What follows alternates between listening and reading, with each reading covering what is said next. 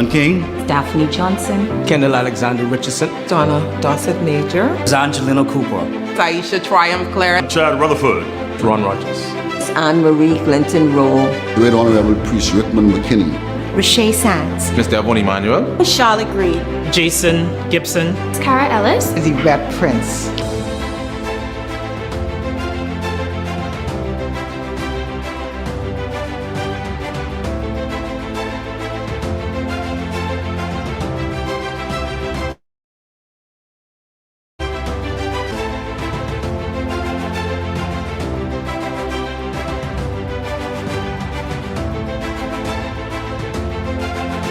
I'm Lincoln Bain, and I'm the leader of the Coalition of Independence. We are a group of Bahamians who have come together to be the change this country needs to see. Change is here.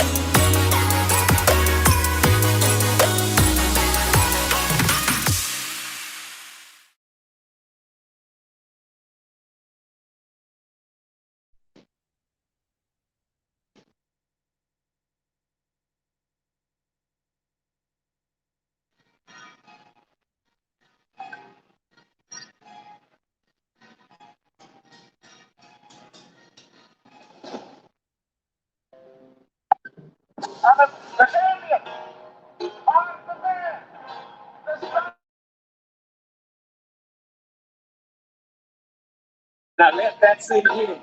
Come on. Change is coming. Change is here. You can hear it, you can feel it in the air. All politicians, put your hands in the air.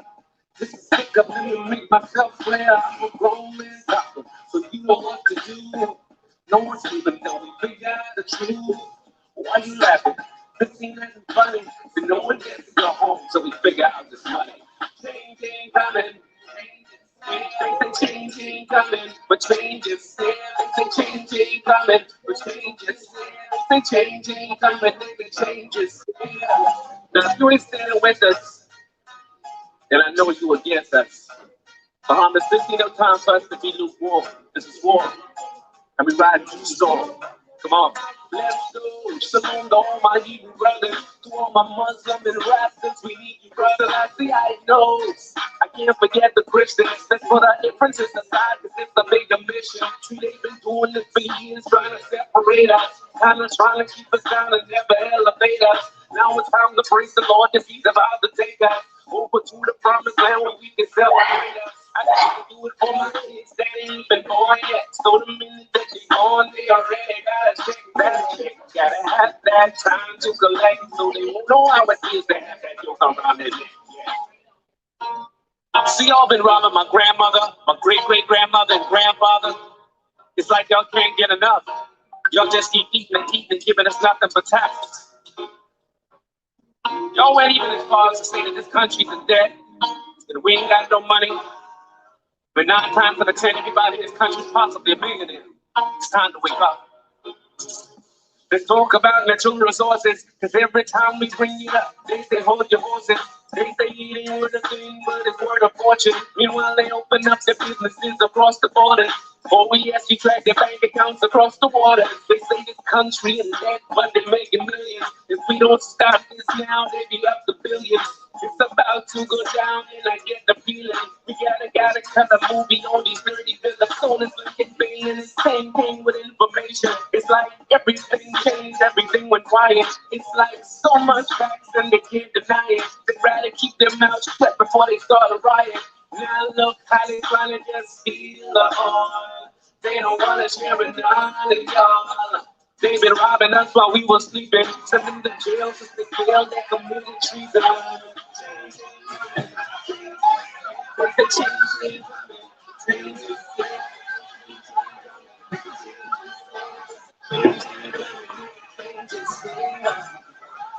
Listen, the free court, that's all the way to Yahweh. There's no more time for us to sit back and be quiet. You understand? This is war. If they only knew who we were, if they only know who we are, they would know we are warriors. No retreat, no surrender. Let's give it what you know it. Bless the Lord, oh my soul. My feelings all the way to my ancestors. We are warriors. We only really want what's owed to us. You get it? Now free up.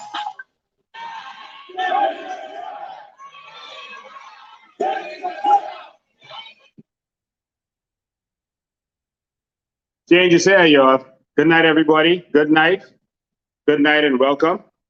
Welcome to all of the Bahamians who are ready for change. Welcome to all of the Bahamians who are fed up. Welcome to all of the Bahamians who are tired. Welcome to all of the Bahamians who are not for sale. Welcome to all of you. If you are for sale, you are not welcome in the New Bahamas. Ladies and gentlemen, we have a couple of things to touch on tonight with this day's update. We're going to be going live almost every day for the next 14 days to bring you up to date on what's happening in this country and what's happening with the transition to the New Bahamas. Ladies and gentlemen, we've been walking the streets everywhere in this country. All of our candidates have been walking the streets everywhere, and people everywhere are saying that they are ready for change. They are ready for a change. They have had enough, and they want change. Many people just don't want to go with the old way anymore, and they are tired. Many people have been offered money to walk around, and some have accepted it, and some have asked us to excuse them, like, please, we just need to make this money, man. Things are tough. I haven't worked for a year, so I'm putting on this red shirt, I'm putting on this yellow shirt because things are tough, and I just have to, but I'm not voting for them. I want you to know that. And we're coming across people like that every day. They're walking in the street, they got pads in their hand, taking information, and they're saying, listen, don't mind this yellow shirt, we are voting for change. And so we are seeing this all across the country. We are seeing a revolution all across the country. And so, ladies and gentlemen, I believe that Bahamians are ready. I believe that Bahamians are ready. I'm noticing something. I hope you're noticing it too. No one is flying their flags on their cars. Did you notice that? No one is flying their flags on their car. 2 weeks before election, you know what you normally see? The streets flooded with car flags. They brought in hundreds of thousands of car flags. No one is flying their flags, whether it's FNM or PLP. They wanted to trick you with yard signs. Yard signs? That's what makes a big party? Yard signs? That's what impresses you? Yard signs? But no one is flying their flags, just a few cars here and there, because Bahamians are tired and Bahamians are fed up. Bahamians are not ready to sell out for a car flag. And no one is wearing their T-shirts. Only a few people who are being paid to walk around and campaign with them, etc. But no one is wearing their T-shirts. Something is in the air. The Bahamian people are quiet, the Bahamian people are fed up, and the Bahamian people are ready for change. You are not alone in what you are feeling out there. Look around. Pay close attention. Pay close attention. Pay close attention. People want change. Ladies and gentlemen, change is absolutely, positively here. And so I have to address something that happened today. We we had a particular show scheduled today, and we're still going to touch on that. But I have to address something that happened today. Of course, it's all over town by now, which shows you that people are very interested in what's happening with the coalition. Ladies and gentlemen, it's all over town that something happened today, and people want to know exactly what the deal is and what went down. And I am going to say exactly what the deal is and what went down so we can move on. Ladies and gentlemen, can one of you get that letter for me that's in the office? Ladies and gentlemen, when we started this process, I said to everyone concerned that not everyone we start with, we are going to finish with. Not everyone we start with, we are going to finish with. Every movement experiences the same thing. This movement is so critical in history that billions of dollars are at stake. I want you to understand that billions of dollars are at stake. And when I say billions, I mean billions. And there are some people who don't want to give up on these billions. And they would easily and gladly pay so that they don't lose their billions. There's a lot at stake. And every day as you open your eyes and watch what's happening, now they are confessing that there's natural resources with money to be made, and now the FNM is promising a sovereign wealth fund. If you look at their manifesto, and that they're going to do this and they're going to do that, they're lying to you.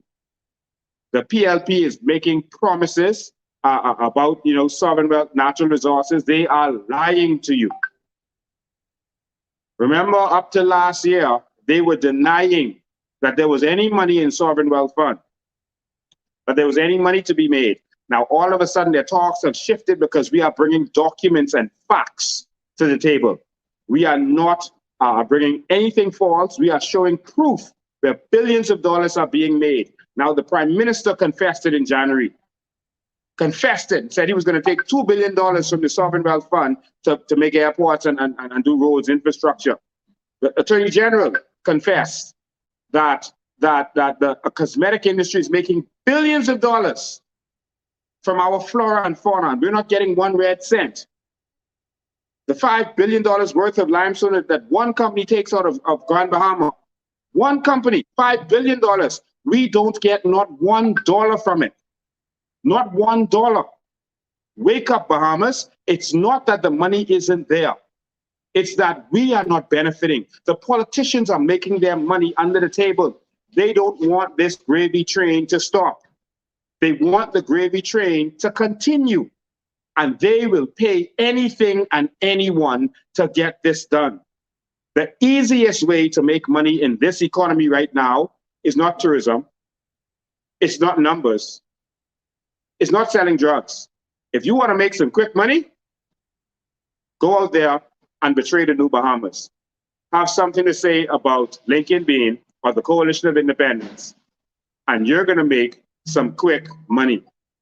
That is the fastest way to make money today. And so if you want to make some money, let me give you some advice. You only got 14 more days. All right? 14 more days. Just get out there and find something to say about Lincoln Bean. The sweeter the lie, the better. The more they'll probably pay you. Find something to say about the Coalition of Independence. Just fight against the Coalition of Independence. And that's a quick way to make some easy money.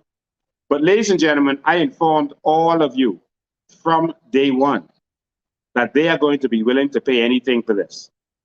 Ladies and gentlemen, I have had to deal with PLPs and FNMs coming to me. And every time they've come, I've told them, do not offer me anything. Do not offer me anything, because I will expose you. When a PLP operative approached me the other day, I put the text live on Facebook to show you that they are telling me that they want me to come on board. Some of our candidates have been made offers.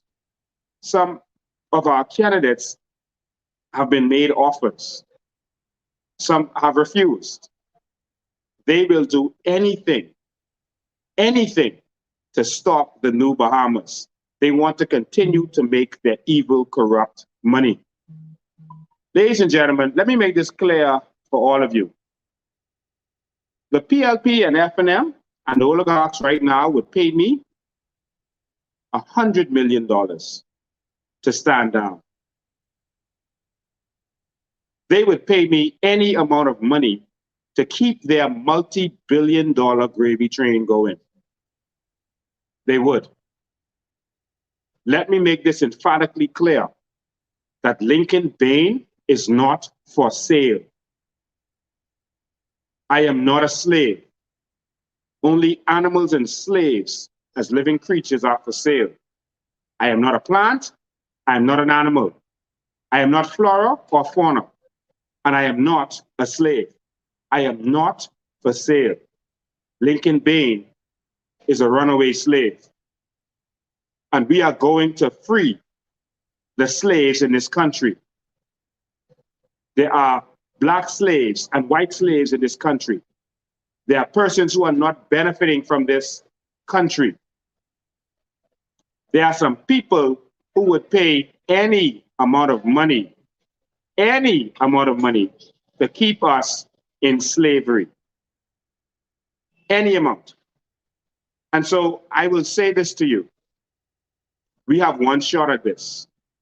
One shot. It's either you're going to transform this Bahamas or you're going to continue to let these same old corrupt politicians continue to make money. Today we received a letter of resignation from Wellington Roberts. Wellington Roberts actually was an endorsed candidate of the Coalition of Independence. He was an endorsed candidate of the Coalition of Independence. He just nominated a few days ago on Friday as a candidate for the Coalition of Independence. He was all gung-ho and happy and ready to go. He was taking our videos and saying he was going to push them and he was going to pay for them to be boosted and sponsored. And he was here meeting with us and happy-go-lucky. Now, about 2 weeks ago, I got a warning that the PLP had a spy in our camp. About 2 weeks ago, that they had a spy in our camp. I responded to the PLP that told me that we have one inside of their camp. I told them, listen, everything that happens with us is public, and I say it publicly. I have nothing to hide. When we are going somewhere, we let the Bahamian people know. When we are doing something, we let the Bahamian people know. And so about 2 weeks ago, I was warned that there was a spy. They say a fella used to be a reservist. That's what they call him. I don't know why they said that. And they said he has a funny name, a funny long name. And the person, when they was giving me the information, said Pennington. I said, we ain't got no Pennington as a candidate. But I didn't tell them that I understood what they were saying. So I don't know if they were just trying to cause mischief. I don't know that. But I would say that that's the information I got about 2 weeks ago. I also got information that a candidate went to another candidate.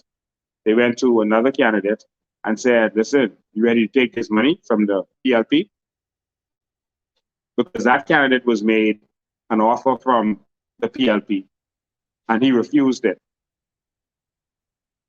They offered him money and he refused it.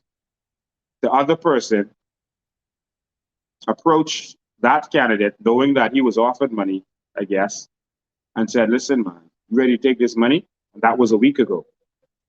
And now today, we get a resignation letter.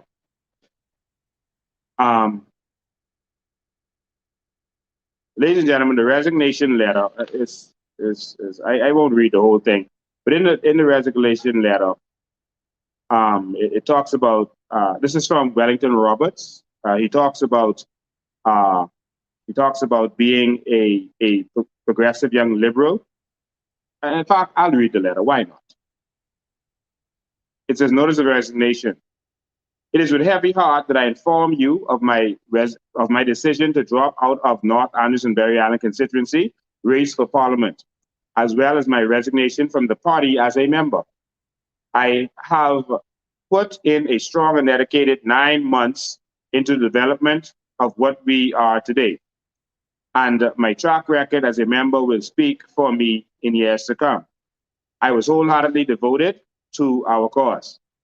A quick mention of my experience: 5 years of political background of the PLP as a progressive young liberal member, 2 years as a political activist fighting for the rights of so many Bahamians, even becoming a philanthropist just to give back to those in need locally and nationwide. A year supporting the Bahamian evolution movement, and 9 months of sweat, blood, and tears for the Coalition of Independence. The Coalition of Independence has not been around for 9 months.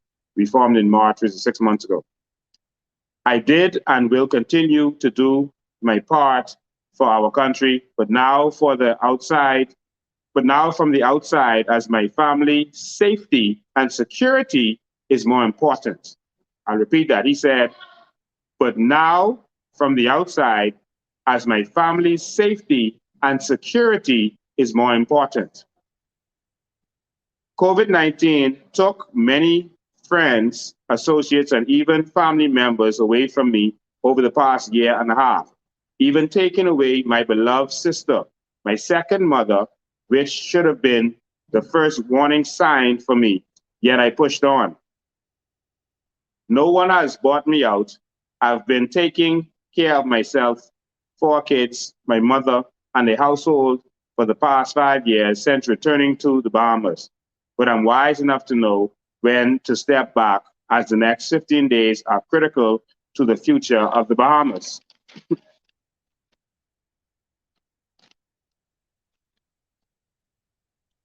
I gave my campaign my all, financially, emotionally, spiritually, physically, and mentally. But my family's health and safety are more important at this time. So I digress. As an overall goal between all political parties, we must remove Dr. Minnis and the FNM, as they have proven that the grass is most definitely not greener on the other side. Saying all of that, I fully endorse and support. I don't want them to screenshot this and say that it's Lincoln saying this. I'm reading what Wellington is saying on this paper, saying that Wellington fully endorse and support the PLP's candidate, Leonardo Lightburn, for the North Andros and Berry Island constituency. I wish the Coalition of Independence much success at the polls and even further in the future. Thank you for your love and support. I wish you all the very best in your endeavors. Wellington Roberts. And so that is the letter we got. I got this today. No conversation. It was dropped off at the office. I attempted to call him, but he wouldn't answer his phone. He refused to take my calls. And next, I saw a picture floating around on Facebook with Wellington wearing the PLP colors and putting up the PLP sign, standing next to Philip Brave Davis and another gentleman. Ladies and gentlemen,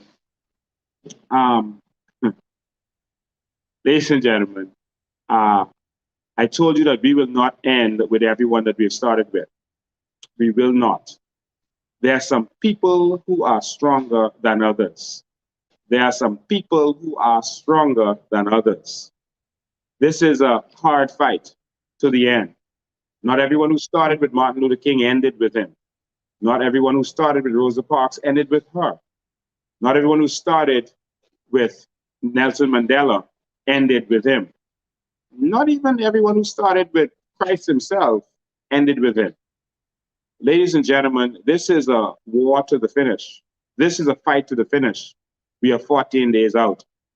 To my brother Wellington, just up to a few days ago, you were saying to me that we cannot let Brave Davis and the PLP get control of this country. Publicly, for the last several months, and as you said, probably even years, you were standing up against both the FNM and the PLP, and you were terrified of a country under Philip Brave Davis. Up to just a few days ago. Let me make this abundantly clear.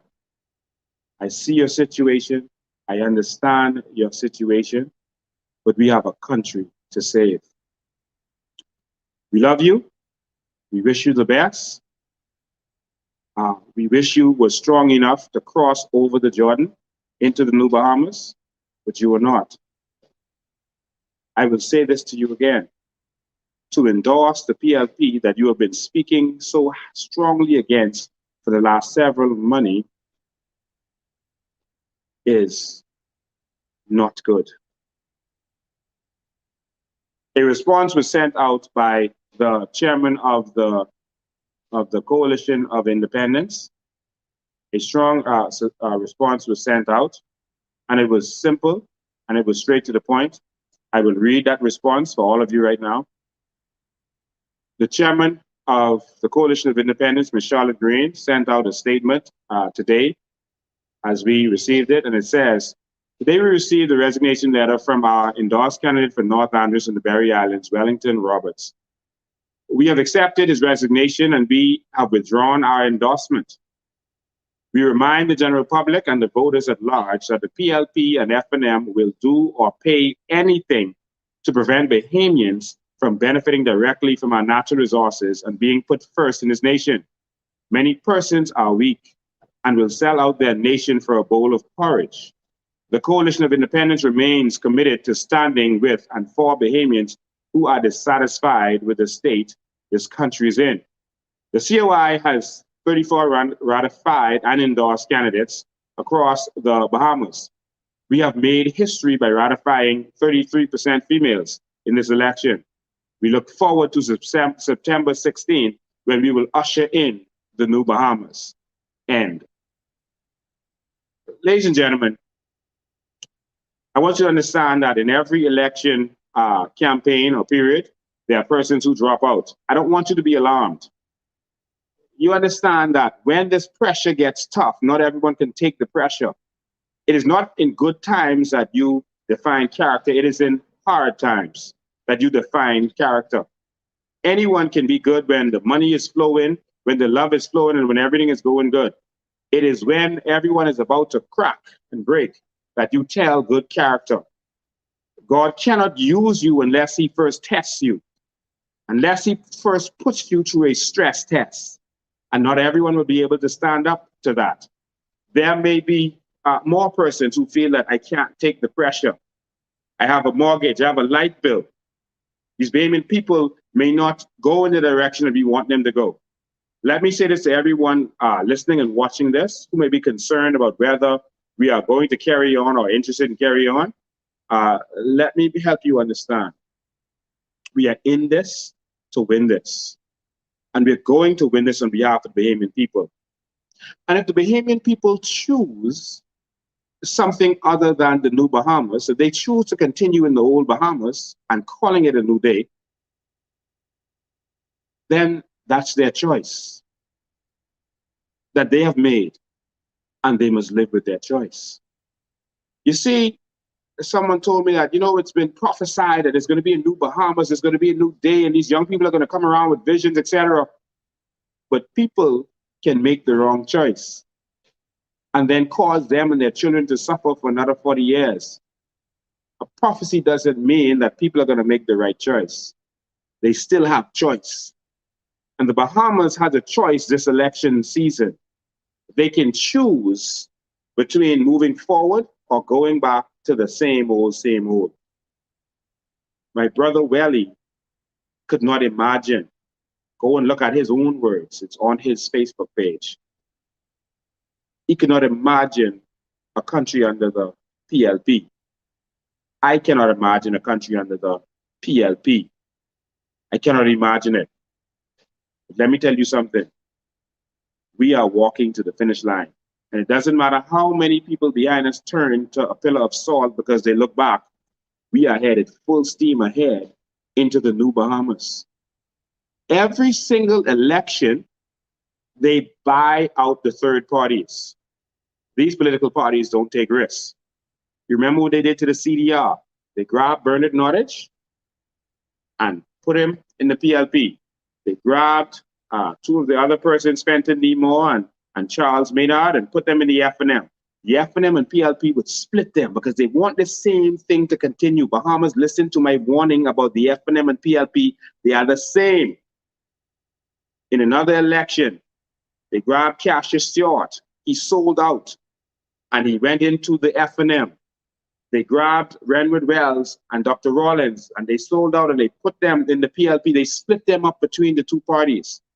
There's a concerted effort to let the reign of the PLP and the F&M continue.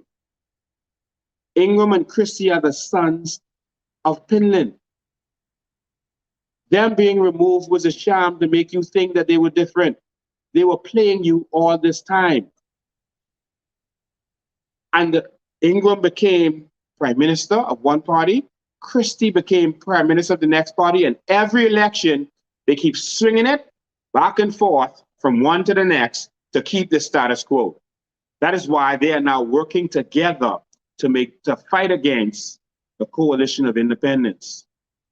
Every election, they would swing it back and forth. Wake up, Bahamas. Wake up. Wake up. So, watch in 2002. In 2002, Ingram started to just do crazy stuff and act crazy and act in a way that he shouldn't have. Like it was like he was pushing it towards the PLP. He kind of dismantled the F&M. He put two weak persons there, Tommy Turncrest and Dion Folks, that he know couldn't win the election. He put them there so that Perry Christie would beat them. He put them there. He cut out Tennyson Wells, who was a more strong person, and put them there. And then watch what Perry Christie did. He started to act crazy and do these crazy stuff to push it back towards Hubert Ingram. And then Hubert Ingram started to act out, and he's a one-man band and do all these crazy stuff in the roadworks, etc., and push it back towards Perry Christie. They keep pushing it back and forth, and we keep not noticing it. It was supposed to go back to Ingram. Minnis got in there. Ingram was supposed to come back. He couldn't come back for a certain reason I'm not going to go into it now. I've talked about it before. And Minnis snuck in there. It was supposed to be Brave next. Their law firm is called Christie, Ingram, Davis, and Co. These are partners. I personally had a short stint working at Ingram's house, working with Ingram. And I saw with my own eyes, these guys are friends. Even on election day, they talk to each other and laugh about what's going on. I couldn't believe my eyes. That they were in the House of Assembly at each other, rowing and fighting. And then later in the day, they're on the phone laughing, ki, laughing at what happened that day. And then they are best friends. They are each other's godparents, each other's children, business partners. They spend time together. And people are putting their children out of the house for PLP and F&M. And Ingram and Christie are best of friends. People are not talking to their brothers and sisters and their children for a year over PLP and F&M. While these guys are best of friends. But you know who is closer than Ingram and Christie? Philip Brave Davis and Ingram. They were the two close friends. Challenge me on that. Any PLP. Challenge me on that. Go and ask Brave. They were the close ones. I'm not saying what I heard. I'm saying what I know for a fact. Didn't you see Christian Ingram go in Parliament say, behind Brave? They want to continue the corruption. They are trying to swing this to the PLP because they want to make sure that the third party doesn't get in there and make them accountable. Haven't you watched over the years how they would talk bad about the other party and say, oh, they brought VAT on you and this is evil and this is wrong. Then when they come in, they make VAT higher. They would talk about what the other party was doing. Then when they get in, they continue what they were doing because they won. But you wouldn't wake up. But guess what Alexander Ingram said in the House of Assembly and you didn't notice? He said, if I can't have it, Harry will have it. He said that in front of all of us and no one caught on. And they wanted to continue. But I believe that this is why Bahamians are now fed up. This is why we are fed up. And we want a new Bahamas. I'm fed up. I don't know about you. But I can't take another 5 years under Menace. And I can't imagine 5 years under Philip Brave Davis. I can't imagine it. And so we need change. And so I'm going to say this to my brother Welly. Thank you for all of your contributions to our organization thus far. We wish you could have continued fighting for the New Bahamas, but you decided another course. We are moving on. We will not have conversations about you. We're moving on and staying focused on the New Bahamas. But we had to answer these because we were getting calls all day. But we're not going to talk about you. We don't have an interest in that. And if you need to talk to us, so be it. If you believe the promises of Philip Brave Davis, I don't know what to say. There's never been a time that you could trust Philip Brave Davis and his promises, or Hubert Alexander Ingram and their promises. We need change in this country. We need change. And that is what we're going to get. And so, again, my brother, I thank you. I thank you for your resignation. We accept your resignation, but we are moving on. We believe that the Bahamians are ready and we are strong. There are 3 parties with over 30 candidates. So there are 3 major parties right now. And that's the COI, the PLP, and FNM. And we believe that we're going to win. What do we need to win? We don't need the majority. Don't let them fool you with their renter crowds. These people that they are paying to walk with them. Don't let them fool you with their rent a crowd. You understand? We don't need the majority to win. We need the most to win in each constituency. What does that mean? If your constituency has 1,000 people, I know none of them have 1,000, most of them have 5,000, etc. But let me use a different number. If your constituency has 6,000, which some of them do, 6,000 persons, that mark is too big. Let me go back to 1,000 for you. If your constituency has 1,000 persons, if there's 2 major parties, PLP and FNM, 2 major parties, then you need 501 persons to win. 501. So that's a big number because you got to get it's 2 parties. But if there are 3 major parties like there are now, you only need 334 to win. 334. That's an easy win.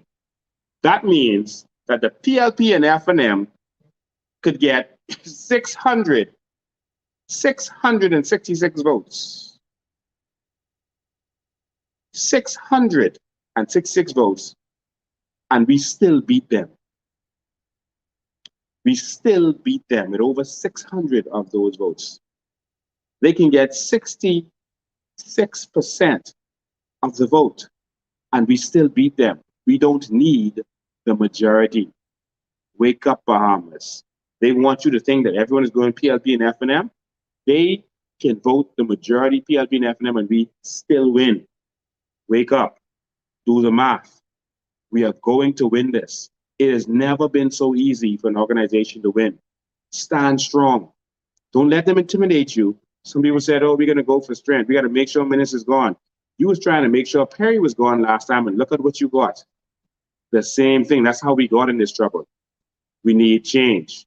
And so before I move on to the next segment, I'm going to take some questions because I see some people have some questions. I can go through them before I go into the next segment of this.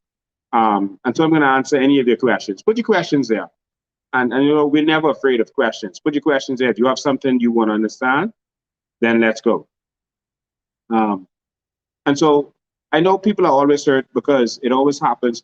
Activists, politicians, they betray the people's trust. We saw what happened with V-March, etc. And, you know, a lot of people were worried whether they should trust us because they felt we would be the same. Lincoln Bain is not for sale. And that has been their experience with me for the last 20 years of fighting for the Bahamian people.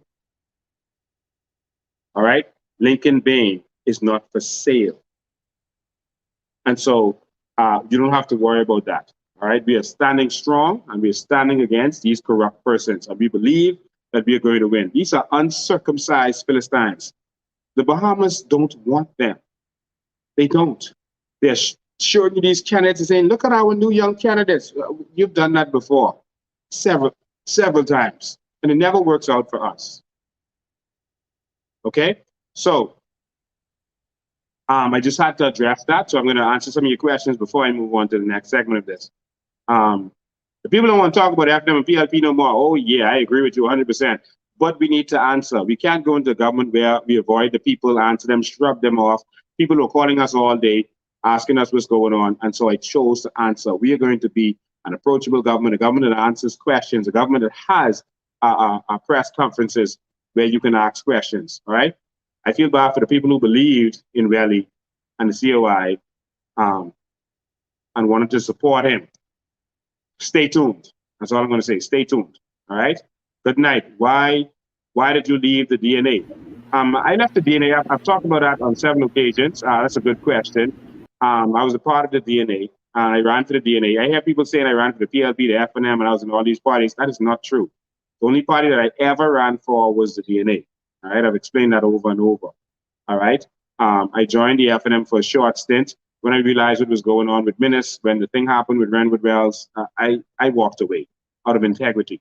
I don't do foolishness. All right. I told him that I would not stand on a stage with Renwood Wells after he did the LOI thing, after we protested against him. And so first I campaigned against Minis, put my candidacy in jeopardy by supporting Loretta. And I campaigned against Minis publicly. And I did that for integrity because I told them I cannot stand with this LOI thing. I went independent. The DNA approached me and they asked me to join them. And so I did. All right. After the elections, they had elections. They chose Arinthia as leader. I approached Arinthia. I was not interested in a position. And I did not run for position.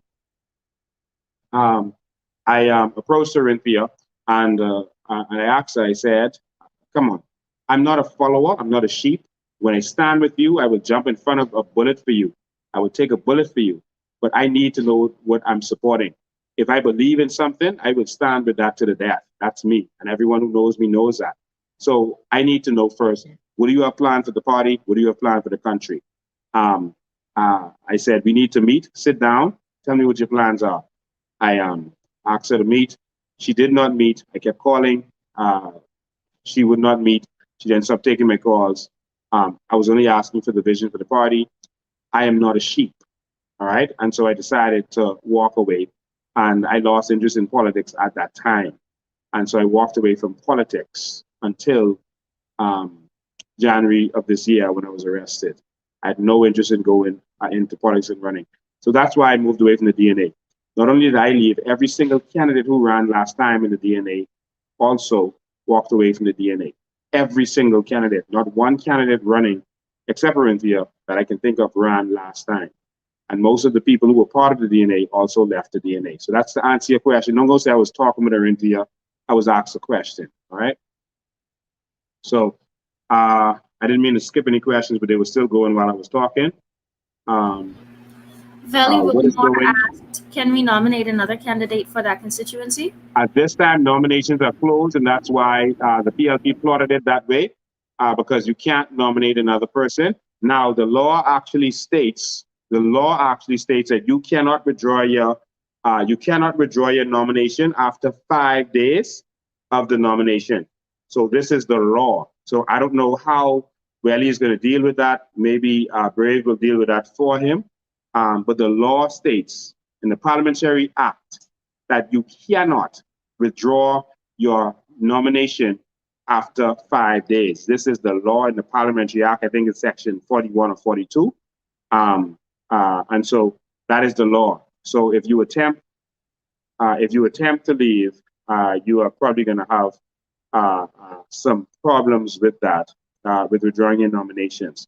Right? You only have 5 days to do so, and that is the law. So how he deals with that is up to him.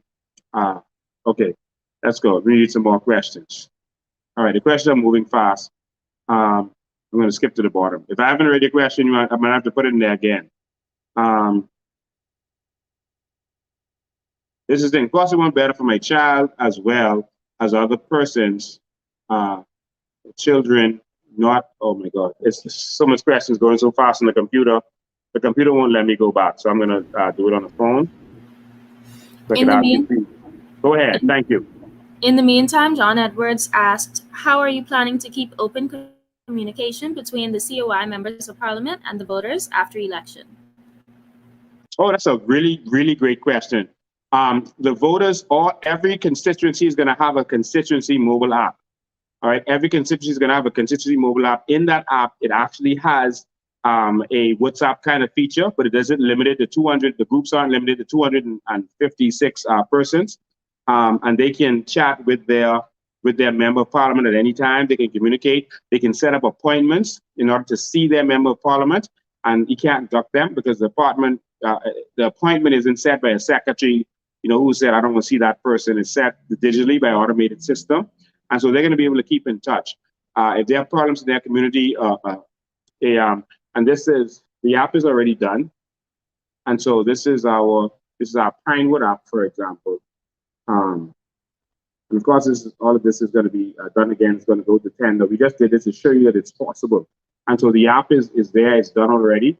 And so all of these features are already ready in the app. So we're not just talking about this. You can also, your voice, you can vote. So you can tell your parliamentarian what you want to see happen. If we're voting on a particular thing, you can go here and say what your vote is. If you see something, you can report what is happening, or it says see something right there at the bottom.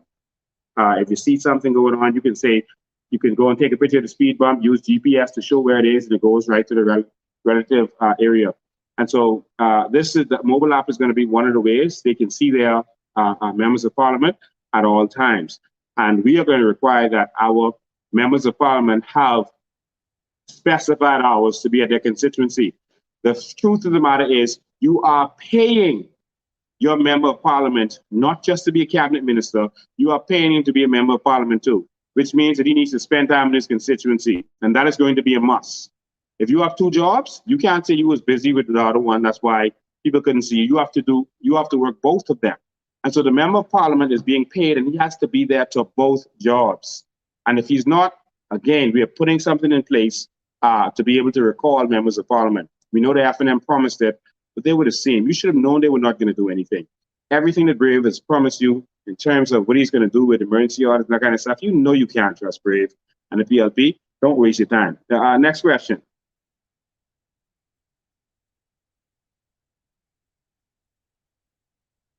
You have another question there? Because I see like hundreds of comments. Okay, so I wanted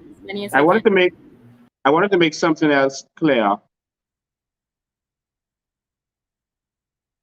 I wanted to make something else clear. The PLP has commissioned another party to be formed. I've talked to all of you about this in ad nauseam. A couple months ago, I told you that the PLP has paid someone. At the time, I didn't say who the name was. It was Adrian Francis. They paid him to form this is what I was told, reportedly, Adrian Francis to form another party to try to take votes away from us. So they were terrified of us. In fact, Glenn Asana Martin said to one of our people I think last week or so, that Brave Davis is afraid of Lincoln. He's afraid that they're going to win this or cause them to lose it. Every meeting he talks about Lincoln. And so they they paid someone to form a party in order to take votes away from the COI because they believe that the COI can actually win this, needing only 34% of the vote to win if it's split three ways.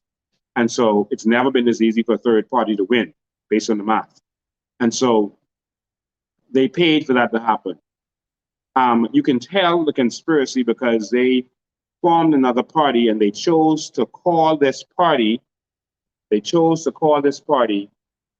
United Coalition Party. All right. Sometimes they refer to themselves as United Coalition. Sometimes it's United Coalition Movement that they refer to themselves as.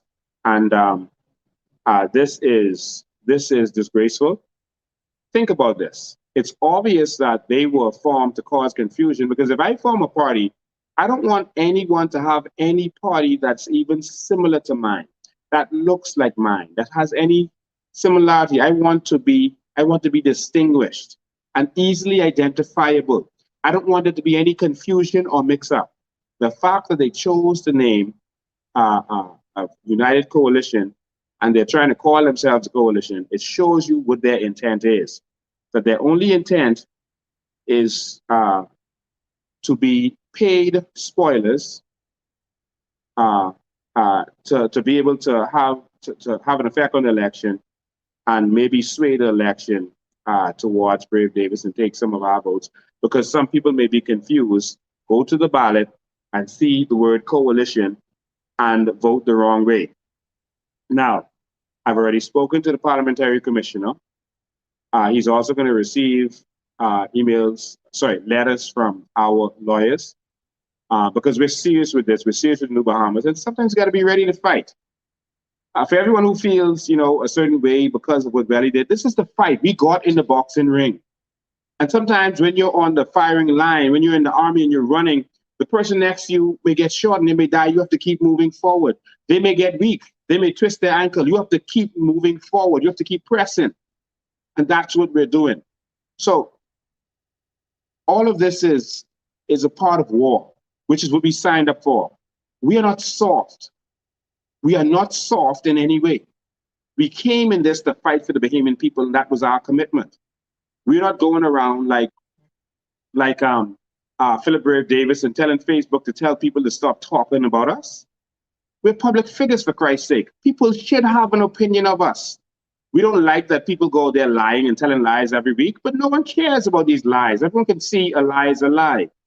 Because if they have any facts, they would bring the facts and bring the proof. But they're not doing that. They just say something and hope it sticks. When it doesn't stick, next week they come with some other lie. All right? And so we are strong. We came in this strong. And we're going to finish strong for the Bahamian people. And we're going to stand up on that night at Oran Bailey Park with our hands and fists lifted high in the air. So what they did was they took this name of the coalition of what did they call themselves? The United Coalition. That's the name I brought up to Cassius Stewart when we were having our discussions and talking. And I know he was going to try to steal that name. I was watching him to see what was going on. And I had a feeling that was going to happen. And so guess what? I decided to, before that, I actually had already held down the name, the Coalition of Independence. We'd already paid with the registrar and the coalition and the name United Coalition. All right. And so remember, we don't talk without facts. So if you look at this, I can show you.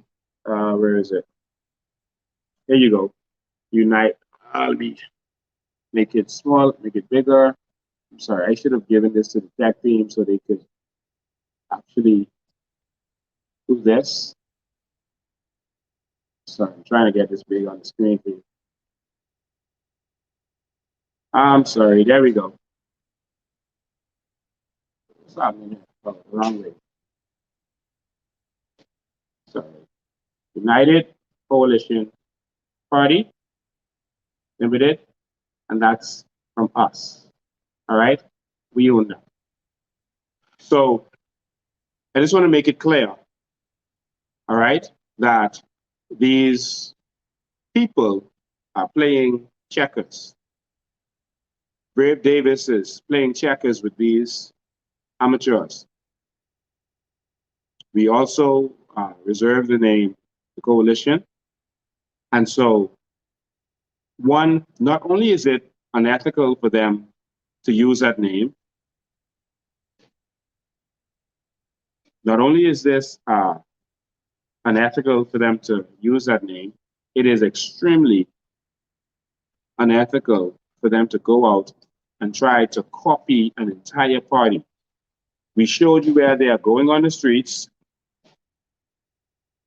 They're going on the streets and they are telling persons, persons are going out in black shirts, and some of those shirts have the coalition on it, and candidates are reportedly being presented as coalition, as us. They're saying that they're with Lincoln Bain so that they could confuse the voters.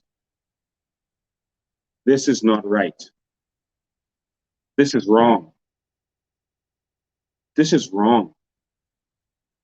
Bahamas, they are terrified of the new Bahamas. Bahamas, they are terrified of the new Bahamas. If Lincoln Bain is lying or telling the truth, what are they worried about? Why are they copying us? I have never seen this in the history of politics in this country. They are desperate. They know what is going to happen. They know what is going to happen on September 17th, that there's going to be a real change in this country. You cannot get a new day with the same old people. It is impossible. It is impossible. And so I just wanted to say that to all of you. It is important that you spread the word to your family and friends of the new Bahamas. It is important that you spread the word that a new day is here and it's not going to come through the PLP. You cannot have a new day with the same old people. The same old people. And so what I'm going to do, I plan to talk about some platform stuff today about agriculture. I got my team here. They wanted to talk about some plans that we had for agriculture and hurricane relief and stuff, even about us doing underground experimentation, underwater experimentation. My engineer is right here sitting in front of me. That's what I wanted to do tonight. But we went talking long about this. All right, we went talking long about this, so I don't want to shortcut that. So we're going to save that for another night. We're going to save that for another night. I think can you all tell me if Rittman is out there? He's gone. Okay. All right. So we're going to talk about the plans we have for agriculture. We have two experts in our team in agriculture and what we're going to do. But I'm going to leave that for the night. And I'm going to leave that for the night, and we're going to continue. So a lot of people are asking certain questions that I want to address now before we go. People are asking questions about whether this thing is possible, whether this is doable. They have family and friends who have questions, and these are important questions. And I think that we should touch on some of these questions right now. All right? We need to touch on these questions right now. So one of the questions people asked is, does the Queen own the natural resources? Does the Queen own our natural resources? They say the Queen owns everything, so we can't deliver what we're promising. That is so ridiculous that I can't believe people are repeating that. The Queen does not own anything in this country. The Queen has been placed on top of the executive. The executive doesn't own anything in this country. All right? She has been placed as the chief executive in this country. All right, that is an executive position. So it's like the CEO per se of a company. He doesn't necessarily own the company. The shareholders own the company, not the executive. And so that's the place that they gave her so that she has a kind of symbolic rubber stamp. The Queen does not own her natural resources. Otherwise, as they were dredging for limestone in Grand Bahama, she would have to get paid. She gets paid nothing from our natural resources. Absolutely nothing at this time. I showed you two of our documents in the previous slide. The document that was signed, the first Aragonite deal that was signed in 1971, it was signed by the governor at the time because we were still a colony. It was signed by the governor, okay? The one that was signed recently by Hubert Alexander Ingram, it was 2014, sorry, 2012, right before the election. That was signed by the prime minister, not by the governor, not by the queen, because we're independent now. So the queen does not have any hold over our natural resources. Okay, so that's the first thing. Some people ask, how are we going to get these contracts back? How are we going to get these contracts back from, because people already have the contracts and the leases, etc. We don't have to. More than one person can have a lease or a license for something. You can own a shoe store on the corner. I can own a shoe store on the corner. All right. There are persons who have leases, but they have leases for a specified area. That area is so small you can't even see it on the map. So they might have a Aragonite license, but there's the whole entire Bahama Banks, the whole entire thing. All right.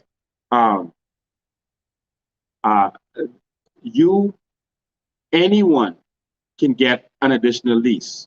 Leases that were done illegally, you can break them.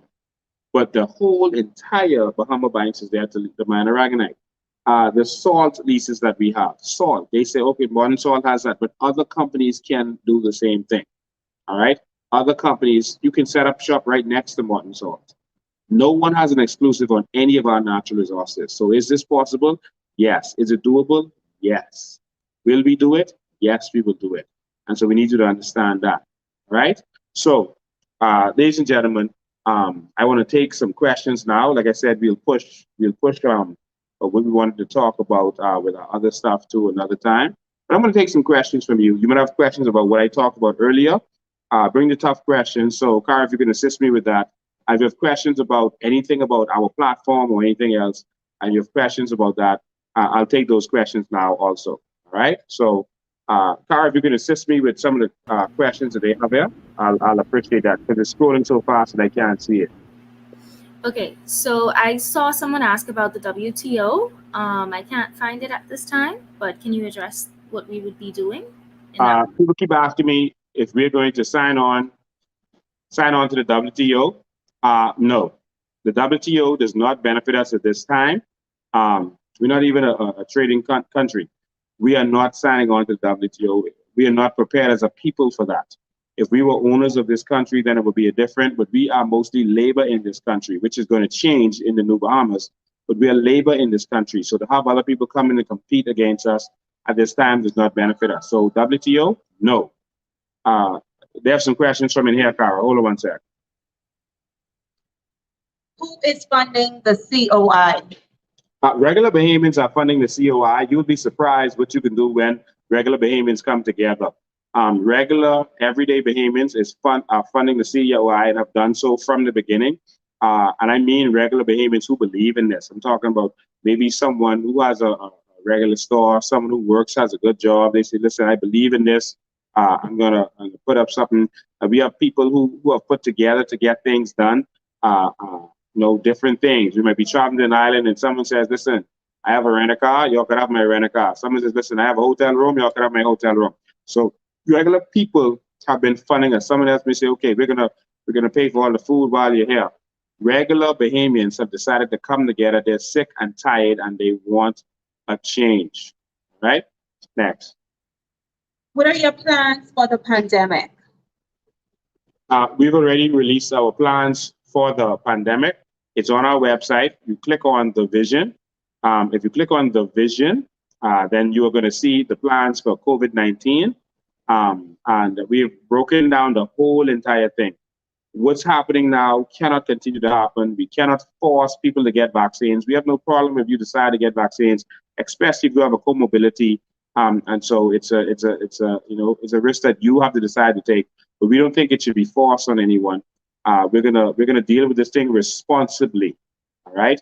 Being vaccinated does not mean that you should not get tested and that you should go around without a mask or exposing yourself to other people, because people with who are vaccinated still get the disease, still carry disease, et cetera, et cetera. All right. So that's our stance on that. Next question, Carl. Next question. Siebel asked, can you say how you will finance the country in your first 90 days? How we finance the country in the first 90 days? Man, that's a good question. Immediately, we are going to initiate our carbon credits. Immediately, we're going to do this because our carbon credits, we believe, are worth billions of dollars. We're going to have certifiers come in and certify our mangroves, our trees, etc. We talked about this in our energy plans. You can see the video on how exactly they do that, and companies that we've already looked at that can come in and do that. And our mangroves are worth billions of dollars, we believe, and our forests, etc., in carbon credits alone. Before we do anything in there, it's going to be worth a lot in carbon credits that we can trade to get certain things done. All right, we are going to form companies the way Dubai did it. Dubai was broke, had no money. People were dying on the streets. When they found their natural resource, they used that as leverage to get loans to be able to invest in other businesses that would make money. We're going to invest in businesses that would make money. Again, go to our plan and the vision, and you will see how we plan to make money. If you look at the vision that we have put forward so far, we have not even touching the natural resources yet, other than using certain things for collateral. But they say that we are talking about selling sand in order to get money. No. We're talking about going into businesses that make money. If a country can borrow $5 billion, over $5 billion, $6 billion in one term on stuff that we don't even see where it's going, there's no account of it, we don't know where it is, we can go into any business in this world. Think about it. We can go into cruise business. We can go into any business. But our people don't have vision, and this is where the problem comes in. This is the major part of our problem. And so we have several ways. We're going to take pre-orders from countries that need our natural resources. We're also going to take an inventory of our natural resources and use it in order to initially get capital to do certain things. But we're only going to invest in stuff that can bring money in. All right, not do loans that's going to put us deeper and deeper in debt. And we're going to work on paying off our debt. We're going to make money from investments and then start paying off the debt from the money that we make. All right, next question.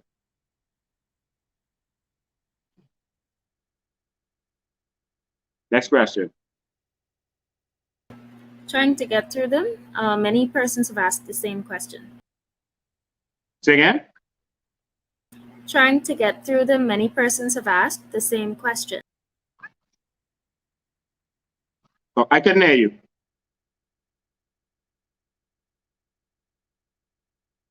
Say it again. Trying to get through the comments, many persons asked the same question or a question that you would have Okay, already someone else answered. here has a question. What do you plan to do with the crazy rates at customs? They are robbing us blind. Yeah, we're going to reduce customs dramatically because we're not going to be making money from customs now. We're actually going to be making money from our natural resources. And so we don't need to be dependent on customs the way we were before, or taxes, etc. All right, so that's how we're gonna change it. What's your viewpoint on persons with COVID not being able to vote? Say it one more time. What's your viewpoint on persons with COVID not being able to vote? I think that's wrong. I think other countries did it. They made provisions for it. I don't think we should disenfranchise people. People who have the flu, vote. I mean, people who have other diseases, vote. We just have to use our proper social distancing, etc.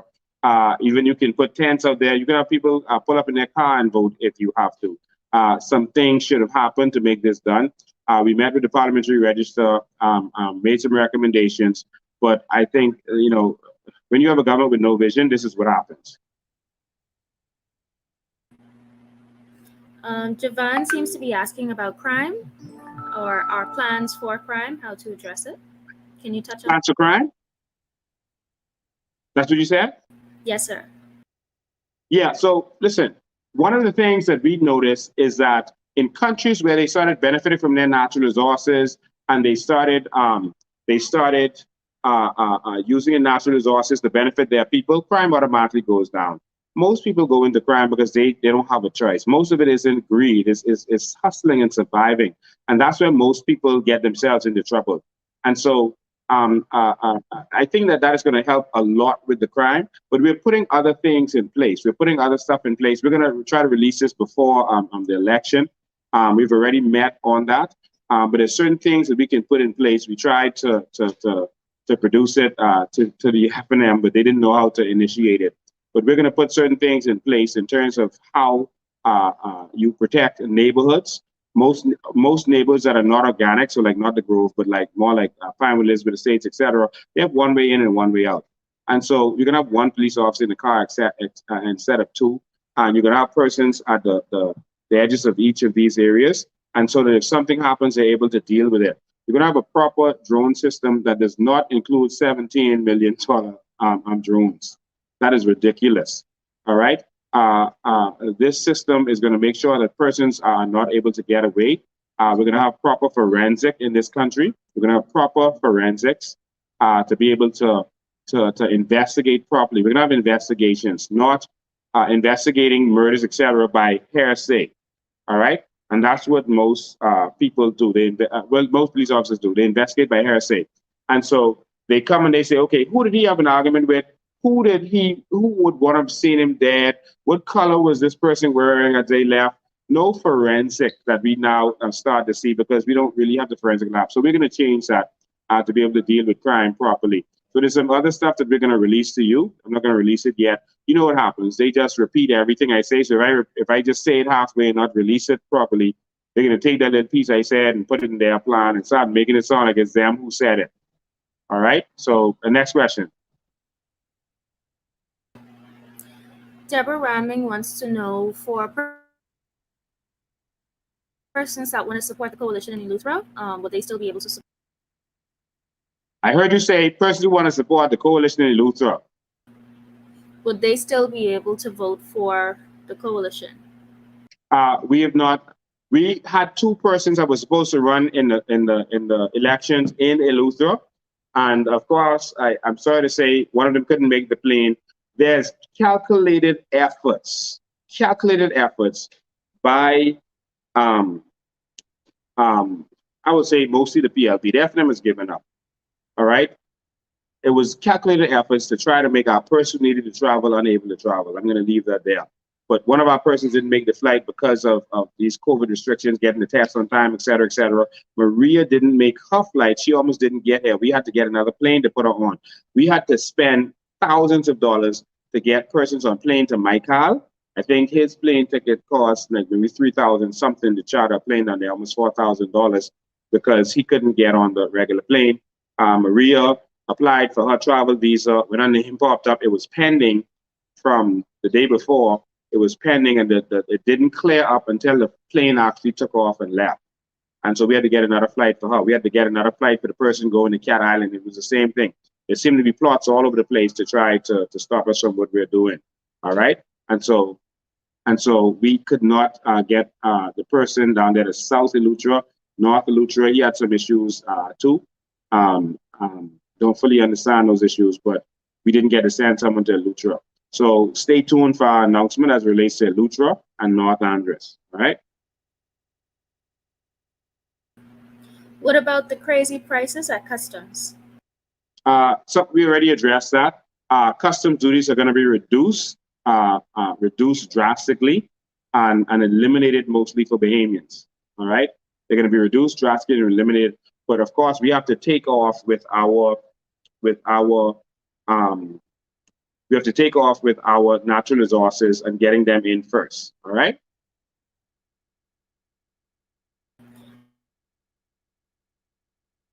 How is it possible for the Bahamians overseas can vote, but the people right here at home cannot vote because they have COVID? Something should be done. Okay, that's more of a statement than a Bahamians question. overseas would have had to have voted. They would have had to have voted. They've had to have registered and fill out the J form to be able to vote overseas. Right? They would have had to have registered. The deadline was on the 29th for that, and they didn't extend it. But I gave the list of persons who registered and how many were in each area. Miami had the most of 134, but most of them, a lot of Bahamians didn't register who are overseas. All right, I gave the list on my last slide. You can go watch it and you can see the actual details of that. All right, next question. How long do you think it will take you to see your plans become successful? We think that these plans can be successful right away. We promise certain things that we believe can be done. All right, electricity, we're going into carbon credits. That's going to pay for our solar system. Electricity is going to be free for Bahamians. Go and watch our energy reform plan, and you're going to see exactly what we're talking about. Electricity is going to be free because of the system that we're going to put in place. All right, and it's solar and hydro. All right, it doesn't have to cost anything. We can get this built for us through the carbon credit system. All right, we promise certain things like free internet and data. And again, they will tell you that people are telling lies, they're selling dreams, but we give the plan. We show how it's going to be done, how it's going to get paid for. All right, and so we don't understand what their problem is. All right, so for example, with the phone system, internet system, we're going to set up antennas. We already drawn out the plan. We've already talked to technicians. We're going to set up antennas across the country in a certain way. We're not going to release exactly now. I told you that we're going to set it up on the ridges and run across to Providence, for example. And it's going to do a Wi-Fi system over the entire island. And this Wi-Fi system, you're going to be able to access, all right, constantly. Wherever you are on the beach, wherever you are, there's a Wi-Fi system that will blanket. They call it a mesh system. It's going to blanket the country. And you're going to be able to get internet for free wherever you are. Tourists, etc., foreigners will be able to pay for their internet system that they have full access to, right? So all of the things that we promised, we're going to get as soon as possible. We committed that within the first year, we're going to start paying out checks to Bahamian people, and that's what we're committed to, and that's what we believe can be done. Natural resources are already being mined from this country. The only problem is the government don't collect what is due to them. That is the problem. There's real property tax that the government don't collect for. That if they collect it to cut down a lot of our debt. You know, the government doesn't collect what they're supposed to. They're just busy getting money under the table, and this is where the problem comes in. All right, next question. Are you planning on auditing national insurance and other government agencies? Say that one more time. Are you planning on auditing national insurance? Auditing. There's going to be massive audits all across this country. There's going to be massive audits all across this country. We're going to make persons accountable for whatever has happened in this country. All right. If we think it's past due, we know that it's not going to happen if the PLP and FNM get back in there. They're going to do some fake stuff to pretend they're doing something, but it's not going to work. There's going to be massive audits. There's going to be commissions of inquiry, and we are going to reveal everything to the public. It's all going to be public. The commissions of inquiries are going to be televised. Televised. All right. Our audits, we're going to give updates, frequent updates to the Bahamian people. And so there's going to be no secrets to the Bahamian people. Just like everyone watched the O.J. Simpson trials, they are going to be able to watch the commissions of inquiries in many different areas of this country, including Bahamas Power and Light, etc. Right? So let's continue. What will be done with the foreigners that have businesses in the Bahamas but treat the Bahamian people poorly? No one, I've said it before, no one in this country is going to treat Bahamians poorly. No one is going to treat Bahamians like second-class citizens. You will be persona non grata if you treat any Bahamian poorly in this country. And I say this without fail, without reservation. Bahamians will be put first in this country for the first time. You will not be able to call the Prime Minister or some politician and say, you know, get rid of this person or get rid of that person, or no. You will treat Bahamians with respect when you come into our country. The reason they treat Bahamians with disrespect is because we, the leaders of our country, treat Bahamians disrespectfully. We don't see them as anything. And so what do you think other persons are going to do? Well, moving forward, they are going to understand that Bahamians are first in this country. And everyone in the world will understand it. They're gonna talk about their country, this country where their people are treated like kings and queens. Everywhere in the world, they're going to talk about that. Where their people, no matter where they are in the world, they get in trouble, their country is coming for them. A hurricane is on the way, they're trapped, their country is coming for them. Anywhere in the world, we are going to take care of our people. The same way that you see me, I've been doing this for the last 20 years. A Bahamian gets in trouble and they call me, I come. Anything that you've seen me as a part of or dealing with, I did not just come on my own.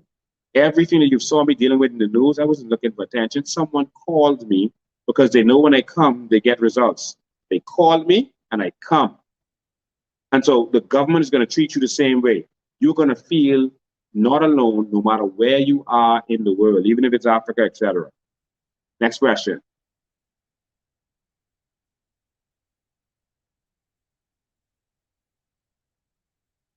What are your plans for us young people? We have so many plans with young people. It's going to take a whole life in order to cover that. In fact, every single ministry is going to have a department that deals with youth, a department that trains and empowers youth. We've already decided on that. One of our candidates who is here for Golden Gates, who believes in youth. I mean, she is one of the persons that we are putting in charge of that. But every single Ministry of Finance, if you have youth who are interested in finance, banking, that kind of stuff, we're going to have a kind of core, an agency where the youth can be a part of it. They can get experience. The police force, we don't get that cause. We're going to have that focus. Ministry of Works, we're going to have a youth section. Every single area of government will have a youth section. Let me just let y'all see your candidate for Golden Gate, Charmaine Abley, quick. You know, since you're talking about youth and that's what we believe in.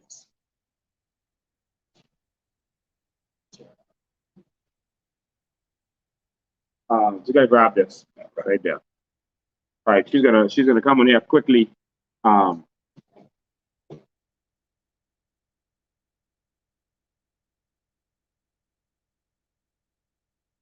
see a question there where someone is saying, Mr. Bain, you need to clear this up. Well, they said he came to you for help and you refused. So where were you? The people would like to know. I guess they're saying that's what Belly is saying somewhere else.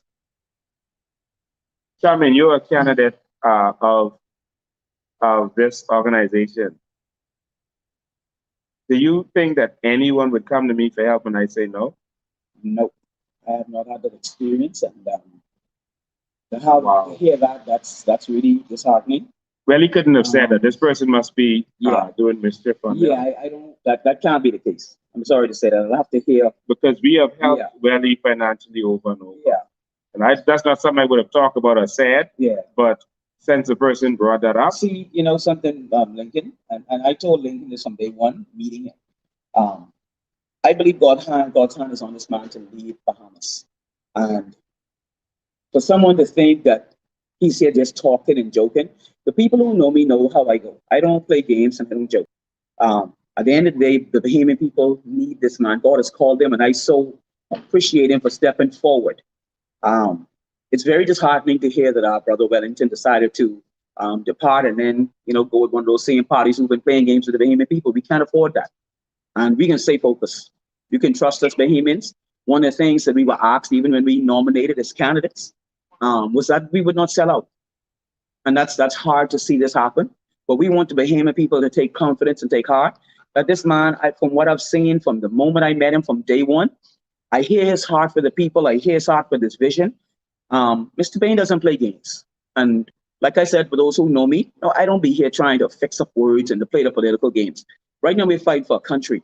And I would say if someone said that this is what Wellington said, then he would have to come and step forward. It's not the man. He actually did say it. Oh, you just listened to it? Yeah. Well, that's not so. I can say unequivocally, I have not found that to be the case. All of us are putting forth together. We're sacrificing. This is what we know we call to. We're not playing the games that the other politicians play. And Brother Wellington, you need to just tell the truth. You know, we are that kind of a family.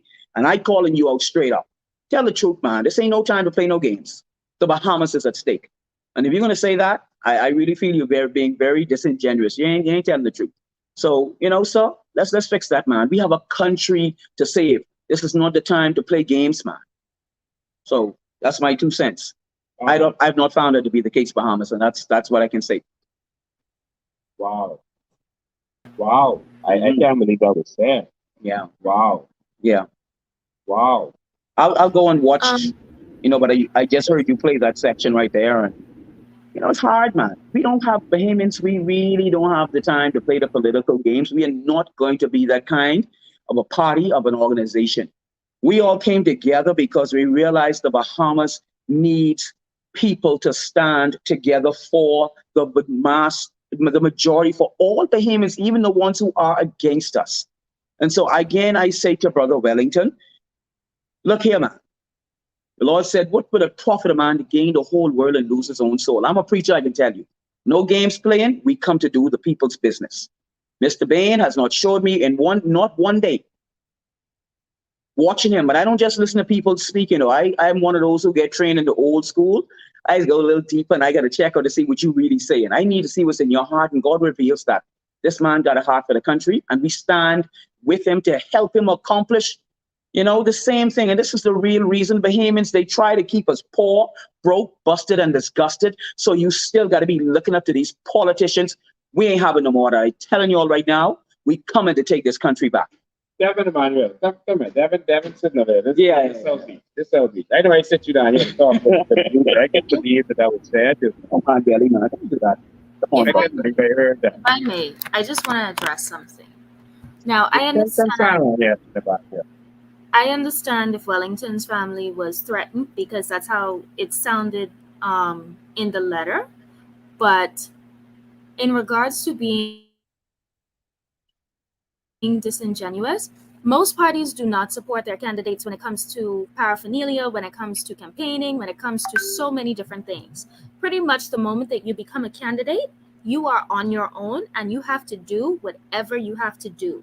However, I can actually attest to the fact that we were not only assisting Wellington when it came to campaigning and helping him to get connected to supporters and helping him to reach out to persons, we also had billboards that were just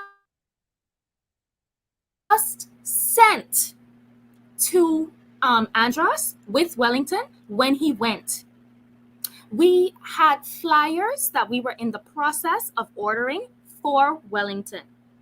Not only did we provide supporters, but we also provided paraphernalia. So it is very disappointing for me, because Wellington was one of those young persons that I also looked up to as a role model, to hear something so disingenuous, especially when I know the hard work that we have put in. Yeah, we're family, Yeah. We are a family, Bahamas. Devin Emmanuel. Yeah, because they'll take there. I heard I don't have people, and I don't have y'all, and that's the experience with me. That's not my experience. This is the closest to family that I have. I'm actually a part of something. Wow. I'm extremely disappointed with what took place today. Okay. When they found that out, extremely disappointed. Yeah, a lot of people are Alright. hurt by it, but we got to go on. So I'm gonna leave that alone and move Yes, on. yes. I help everyone. I help people around me. I've been doing that for years. I don't do that for politics. Like other politicians might be, helping people to get votes. I don't. I don't. I help people because it's the right thing to do. Yeah. And so I told you from the beginning that some people they're gonna accept the 30 pieces of silver. Yeah. But we're gonna continue to stand up and do what we have to do. You asked about youth. Amen. We asked about youth. All right. I know you have a passion for that. Oh, yes. I tried to put you in sports because you have a serious background in sports. But we have 2 athletes, and she was tension about this sports thing, and you were there sitting down as we were planning for the youth. What do you think about our youth plan? I love it. I love it. I think we're going to really be able to channel that energy, that potential that youth possess. We're going to have some strong young people who have an identity, who have hope, who have direction. And one of my main passions in youth is to make sure that we cultivate our young men. If we get them on track, man, I believe the girls will follow along. So I am excited to see that they're going to have, because so many times we hear young people when they get out of school in particular, and I love our education plan, so we're going to be able to turn all of that around. But our youth are going to be able to say, I want to be an engineer. They can actually start to dream and not just try to look like from the outside in to try to get into these ministries or in these positions. We're going to be able to have these apprenticeship going on where they can be able to be trained in whatever area they want to be in. And of course, they can't leave sports alone because it teaches such great discipline. It has such power to bring people together and to channel some of this negative energy and turn it into something positive. So our youth are going to be phenomenal. Look here. I can't wait. I just want to say that part. All right. But another part of what I want to touch on, you can say all right. No, I good, but I good. Another part I wanted to touch on was our push for single mothers. Mm-hmm. This is important for me. Yeah. Because I was raised by a single mother who bought a house in Pinewood Gardens that we later find out was in a flood zone. And all the single mothers that came to Pinewood Gardens, I saw their hurt and their pain. Mm-hmm. And this is a serious thing for me. I saw her struggle over the years. I saw a lot of single mothers around us struggling to raise children over the years. And that is why this is a serious, serious thing for me. Our Ministry of Social Services is not going to be about, helping pay light bills and people's checks and all that. You're going to be straight. That's done. Our Ministry of Social Services is going to be something different. It's going to be something special. It's going to be to make sure that our single mothers don't have to live in a situation where their children are at risk or they're at risk. They don't have to stay in any bad situation anymore. We're doing this for you. Yeah. Refuge places for them to go. Single mothers are going to love the new Bahamas. They're going to love the new Bahamas. We're going to say all the details now. Single mothers, this one is for you. You are going to love the new Bahamas. You are going to be cared for, taken care of. No one is going to abuse you or take advantage of you. No one is going to molest your children. No one is going to touch your children. You don't have to stay in any situation that you don't want to be in. We are going to take care of you. If I may interject there, I had an opportunity to serve on the gender-based violence task force before. And we were looking at different ways and avenues in which to impact young teen mothers in particular. And then, of course, it grows into more to adult, more older women as single mothers. And there's so many things that feed into that. And this is why we need social services to be more than just about the giving of little checks or different things to do for those mothers. But we are talking about empowerment. If we drive the family structure and even help our young people to understand the need to create and cultivate that kind of structure to allow for the best health. I also came from a single parent home, single mother. And I give God praise to her. She's gone on to be with the Lord now. But I thank God for her, even in the midst of what she did. When she realized and she caught herself, man, she started and made some great strides. I stand on her shoulders today. So even if you've gone on and you've made mistakes, we want to tell you, you can pick yourself up. Don't. And the thing I want to tell women, even when you've gone and you had one child and try to get yourself and not continue in that way to make it even harder for you. The new Bahamas is going to give you that opportunity to get up and go again. And this is one of the real things I don't like even that we have in the Bahamas. Women have to take on so much of the burden and it's difficult to keep going and it's hard. So in the new Bahamas, single mothers, let's get ourselves together. This is why it's going to be important to get our males going together so they can understand the need to be husbands and to be fathers, and all this loose living that we have encouraged in the Bahamas has not benefited us. We can see the social ills and the difficulties that have come because of it. So we understand the need. People want to get together, but look what is happening. So single mothers, fathers, homes, let's get it together. Bahamas, there's a new work coming to bear, and we're excited for what's going to happen for all of you. And so I want to talk to our police officers. Our police officers, we're going to make a change in this country for you. We are going to look out for you. And I'm starting with police officers, but I'm talking to all of my officers. There's going to be no more nepotism. Your promotions are going to be done properly. When I joined the force in the 90s, I remember my pay doubling. This is what Ingram did. They said it was impossible. It couldn't be done. He just did it. He didn't talk it. He just did it. He didn't care what anyone had to say. He didn't care how they said it would affect the economy. He just doubled our pay. I made $1,133.33. He just doubled it. This is going to happen again, police officers. You're going to see this. All right? You out there at, putting yourselves at risk. Nurses, you're going to get paid properly in this country. Police officers are going to get paid properly. Our teachers. Yes. You see our plans for our teachers. Our civil servants. Throw these governments out. Yeah, man. And watch the difference. Watch the difference that you are going to see and experience in the new Bahamas. Yes. Civil servants. You're going to think that the government is the union fighting for you. Truly. You That's are going to exactly think right. that the government is the union fighting for you. Wow. Wow. Everything is going to be geared towards Bahamians. Now we can benefit Bahamians. That's right. Watch the difference. Give us one chance to make a difference for you. That's right. Let's not get distracted with all this talk about PLP and F&M and WELI and this and that. Listen, stay focused. One chance and watch the difference. Watch the fast difference. Watch how we're going to fight for you the way we've been fighting for you for the last 20 years. Yes. I tell people, you know what someone is going to do after election, what they did before election. That's right. That's how you knew what Minister was going to do. Yeah. That's how you know what Brave is going to do. Yeah. Ladies and gentlemen, we're going to fight for you. That's right. All of our plans is about empowering Bahamians. All of them. Yeah. Look at the difference between our plans and theirs. You can't trust them because you couldn't trust them before. Give us one try. That's right. Someone said, "Oh, Lincoln is lying." Someone said back to them, "Yeah, these people have been lying that's a long time. We need some new lies." I thought it was so funny. Oh, that's hilarious. We are not lying about not one word that we have said. No bad. We have shown proof and documentation for everything that we have said. My police officers, my custom officers, my prison officers, all officers are going to be paid on the same scale. So it doesn't matter if you're a sergeant in the prison or a sergeant in the police force. You're going to get paid on the same scale. Exactly. You're going to get paid based on your education, based on your qualifications, etc.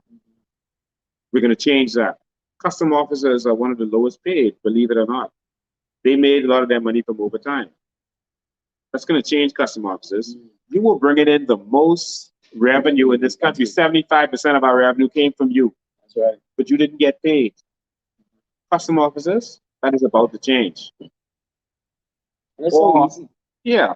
I don't know why they making it so hard. No, it's easy. They're making it like, oh, wait, all this money. Come on, the country's wealthy. See, no matter how much you pay them, and I learned this from Ingram, no matter how much you pay them, some of the money is going to come back through taxes because they're going to spend that money and it's going to revolve in the system. And as they spend the money, it's going to come back to certain taxes, through customs duties when the food store brings in certain things. Yeah. The money is going to come right back to the government. So why not pay people what they deserve? Come on, man. I hate that. I really hate that. That part I hate. They treat Bahamians like little children. During this whole pandemic situation, you want to give somebody food vouchers? Give the people the money. We know what to buy. We don't need you to shop for us. Tell us what you can put in a little box. Put the money in the hands of the people. Come on, Bahamas. Don't let them, we have children, but we don't have children. They should have given every Bahamian, real cash. Other countries, they just cut the check.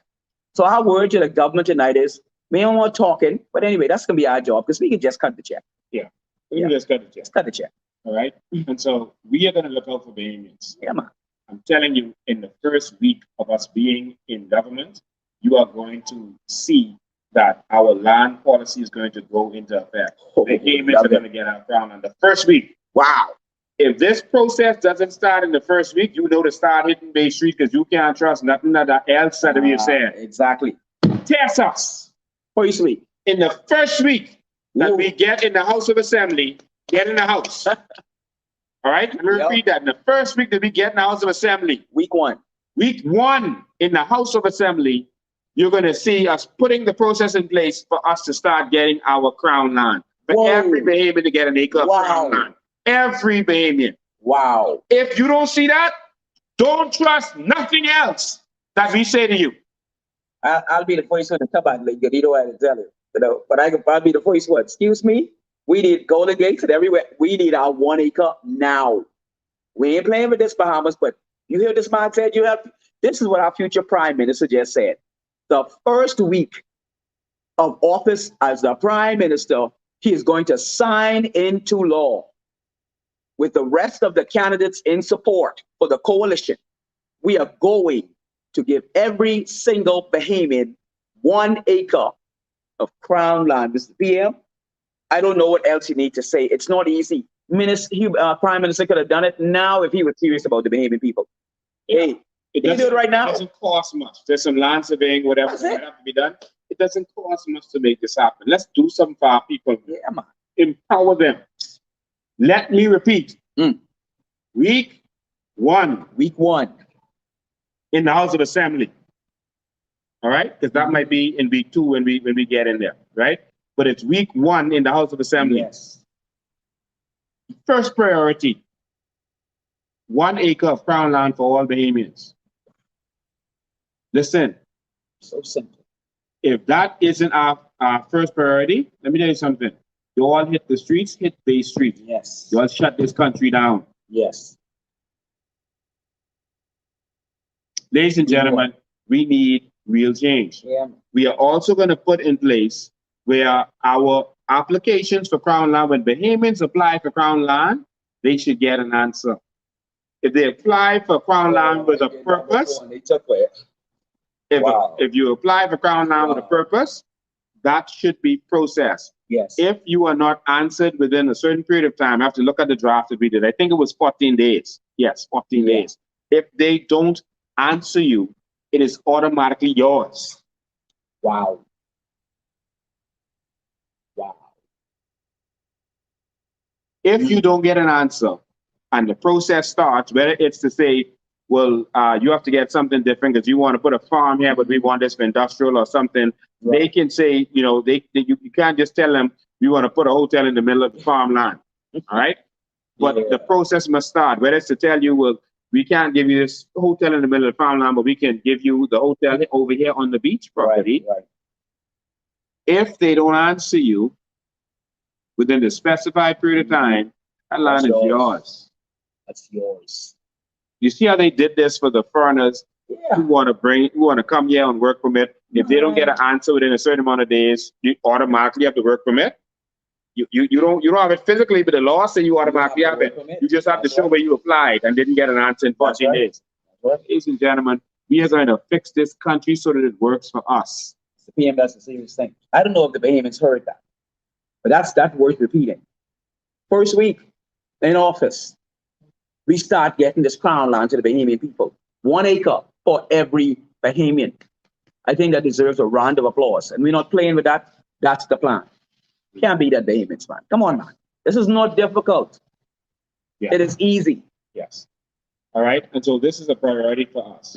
So as we said, we're going to sign on the carbon credits right away. There's certain things that we're going to do right away. Everything is with a view to you benefiting. Watch the new Bahamas. Yeah. Watch it. Yeah. Watch the new Bahamas. Watch the way that civil servants are treated. Watch the way that our people are treated. Yes. Watch us put an ombudsman in place to fight against the government. Yes. For our Bahamian people. Watch it. Wow. Or we can continue with the old way. You know them PLBs can reject you once they get in. You know what the track record is. Yeah. Every union. Union has had to battle the PLP in the afternoon. All the time. Fighting them left, right, and center, back and forth. That's why when Bray said he signed something with the union MOU, I know he was lying. No one had to tell me he was lying. I know he was lying. Yeah, look here. I mean, we can buy that one again. I don't want to talk about it. Again, Bahamians? Come on, man. Be smarter than that, y'all. I know you like sign MOU with the union. You mean the union people who y'all lock up? Yes, the same ones. Under the PLB? Yeah. Who y'all lock up and charge, but then y'all know the Sandals executives and help them get out of the country. That's saying Those union people. Yeah, you can trust those. This time they may Any union leader had signed with them, I would tell you all to overthrow them. That's right. That's right. Run those union leaders out of town if they had signed with them. Because they ain't serious. If they are stupid enough to trust the word of Philip Davis and the PLP, these guys, it would have been a problem. But they so good at playing the game though. Yeah, it's a game. Yeah, they're playing the game, y'all. Come on. And so I admonish all of you to go on our website, coalitionofindependence.com, go to the vision, or you can go to look at Vision 2025, that's also there, but look at the vision, what we're starting to put together, piece by piece by piece. We're showing you how we're going to make money for the Sovereign Wealth Fund without touching the natural resources. Listen, Singapore has a Sovereign Wealth Fund and no natural resources. The Sovereign Wealth Fund isn't just about natural resources. It's about money that belongs to everyone. Everyone. Singapore's Sovereign Wealth Fund invests all over the world. That's from investments alone. Just from their investments. Only 5% of Dubai's GDP is oil. The rest of it is investments, and there are people are able to take advantage of. Come on, man. And they make it sound so hard, you know, when they've convinced the Bahamians, the treasury broke, and the only way to get money they believe is taxing people. They have no vision, Bahamas. It can only be through taxes, but now they gonna slap income tax on your head, like our PM said the other day. These people are not going to empower Bahamians.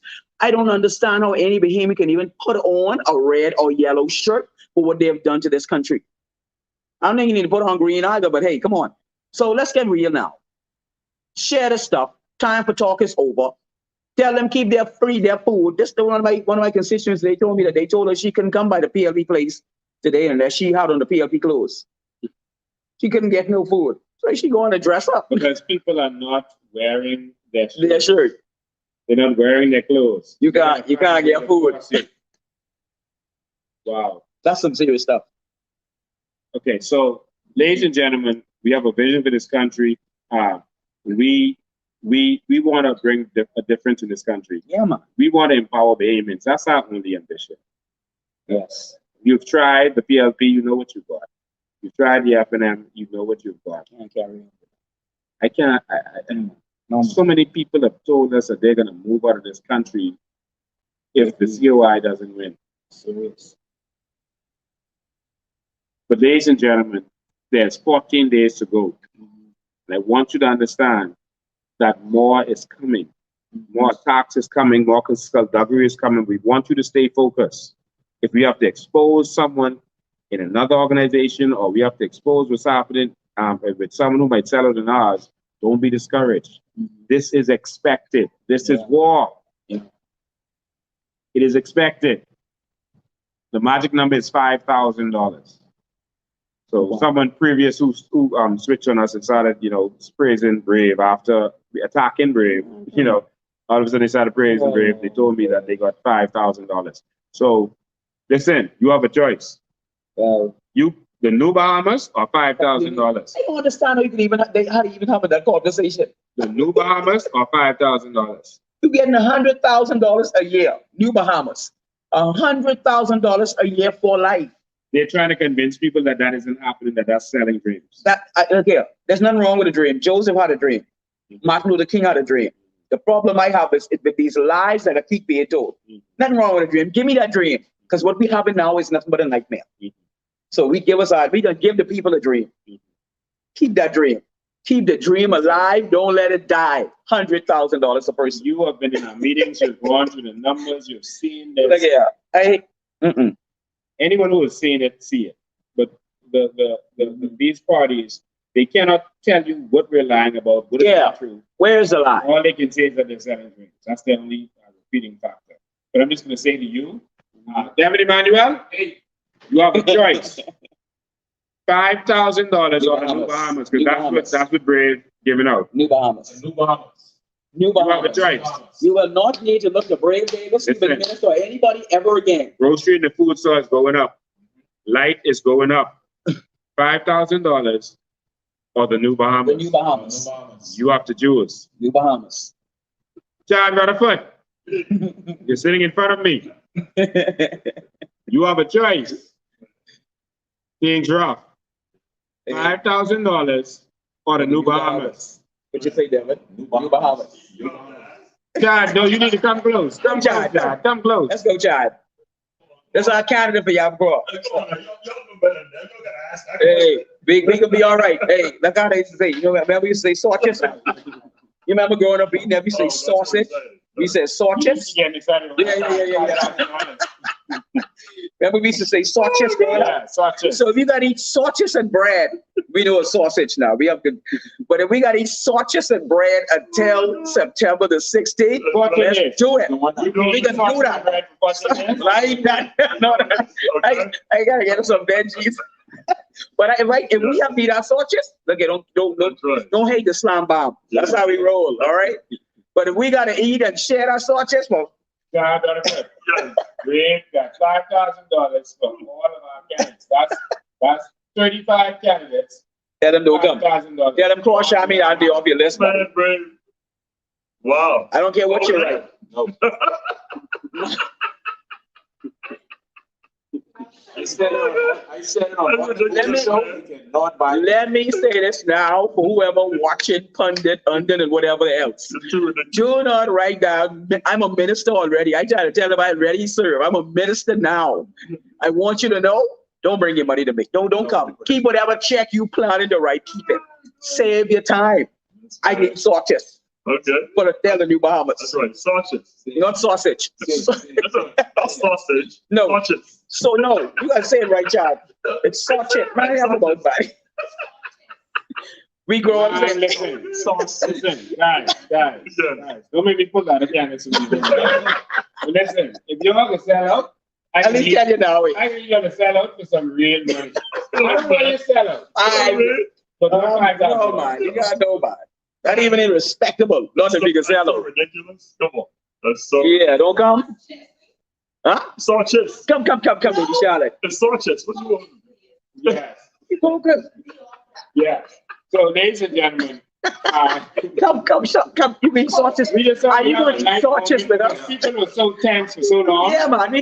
Are you going to eat sausage with us, please, Madam Carmichael? They're worried about the New Bahamas. Yeah, man. You have to tell them. Come, Michael, come here. Come, please. Come, Michael. Come here. Are you going to join us on the sausage? Michael. Sausage. Come, please. Come around. You summon. While we're waiting for Carmichael, let me just say for Elizabeth, I just had this conversation with someone today. They asked me if Brave came with $8 million, would you sell out? No. Here's my thing. I would tell them keep the change because every Bahamian is already a billionaire. Thank you. We want generational freedom. The reason they are trying to sell it so, notice, even if they buy it so. Sorry, the reason they are trying to buy it so, even if they offer 18 million, 100 million, keep your money. They are offering that because they know we are worth more than that. Exactly. But that offering right now, that is pigeon change compared to who you are in this country and compared to what you are valued and what our country is worth. Yeah. Now, in all honesty and sincerity, I need my team to move away from this.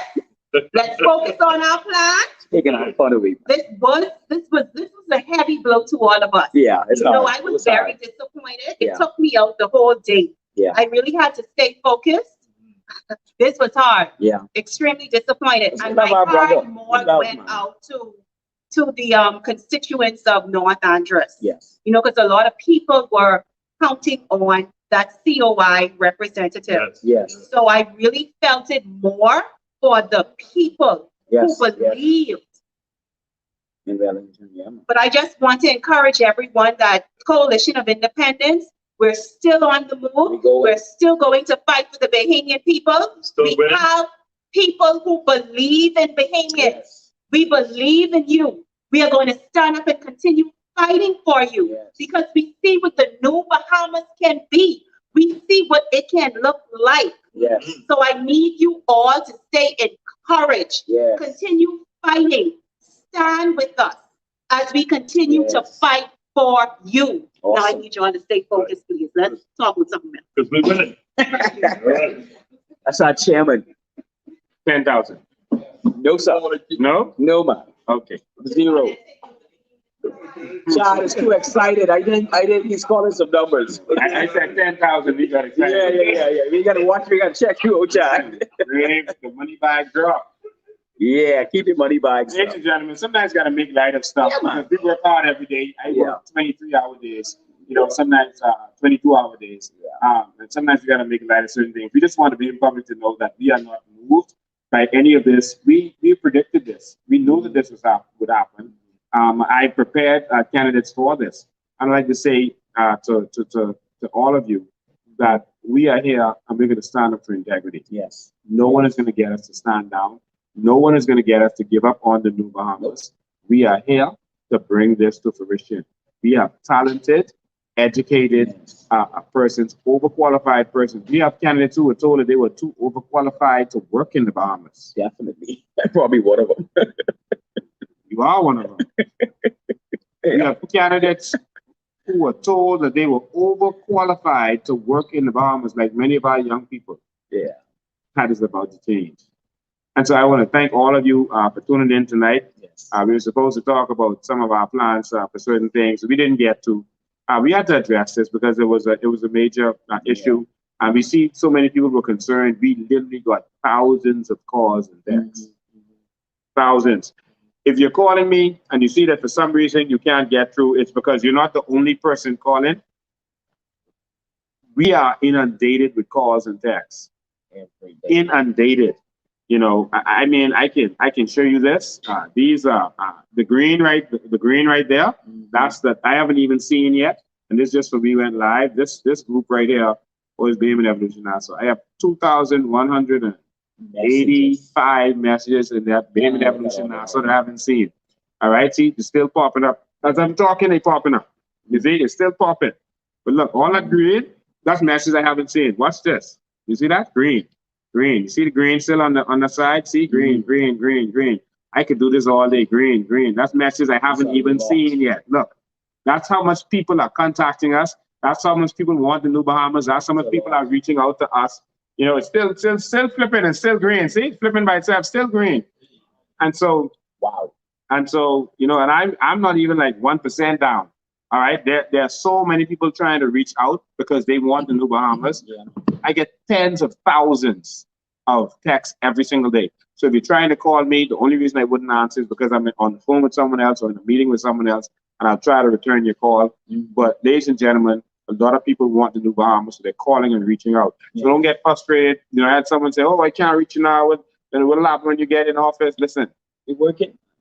We are out there working. We are making this happen. I am on the streets every day campaigning. I'm dealing with other people and their issues and their problems and what they have. They're coming to see me. We're dealing with so many stuff. People want the New Bahamas. Yes. We have planned out the New Bahamas. We have drawn out the New Bahamas. Yeah. We have sketched it out. We've drafted it. It is an amazing place to be. Bahamas, talk to your family and friends. Yes. Talk to your family and friends. This is it. We got 14 days to the New Bahamas. That's right. And so we're going to go live another time and tell you about all of what's happening with the registrar, with the voting. We're going to answer your questions about the voting, etc. Try to tell the registrar they need to get up. They need to educate the people. That voting process is going to be helter-skelter. That is going to be like, I mean, a disaster like you've never seen. The rules are changing every day. They're still trying to determine what they're going to do, how they're going to do it. They don't have all the answers. All right. Many people have been disenfranchised. All right. Our young people have been disenfranchised by Dr. Hubert Minnis. But many people have been disenfranchised. They're going to be using pencils. They say it's indelible ink. Indelible pencils. But you can't test it to see if it could rub out or not. They could give you any pencil and tell you it's indelible. This is a problem. We told them it should be ink. They said they'll consider it in the future. But the act says that it must be indelible pencil. So you write with that pencil, you do your X, and you don't have a eraser on there to rub it on the test and see. Right. All right. And so there's so much things we have to be concerned about with this register. But we're going to be on top of this. We need persons with us to assist with watching the polls. Yeah. We need your help. And so if you want to volunteer in your area or in another area, it doesn't have to be in your area, please step forward. We have to watch the PLP and F&M. They're trying to swing this election to themselves. Yeah. They don't want this to go to qualified persons, to a new generation of people. They want 70-year-olds to continue to run this country. All right? And so we can't let that happen. And so it's time for change.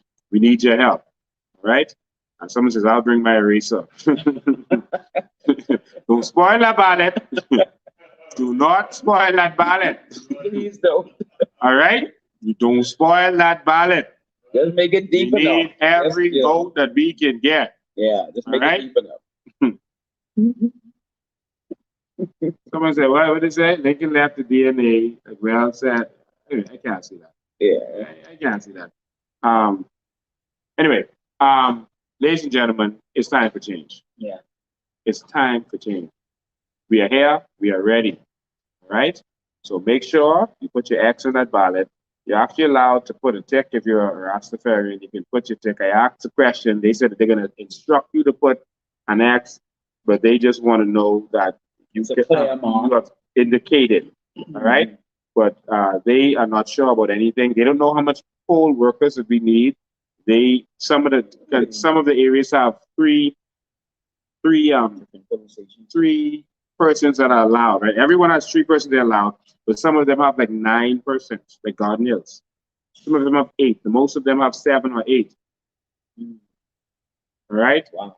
And so someone said, make sure that they choose the right coalition. No, what we did was we contacted the registrar, the commissioner, the parliamentary commissioner, and we told them that there should not be any mistake. Our lawyers are going to be dealing with this fake coalition. Yeah. Well, the Brave Davis coalition. There's a Lincoln Bain coalition and a Brave Davis coalition. All right. Brave Davis coalition is led by Cassius Stewart. All right. And so that coalition is a fake coalition. We told them that they should not be allowed to put the word coalition on the ballot. That is not going to happen. All right. There won't be any words on the ballot, just symbols. All right. So you're going to see our symbol. Make sure your family and friends know our symbols, the splash. Yes. All right. It's going to be in black and white. All symbols will be.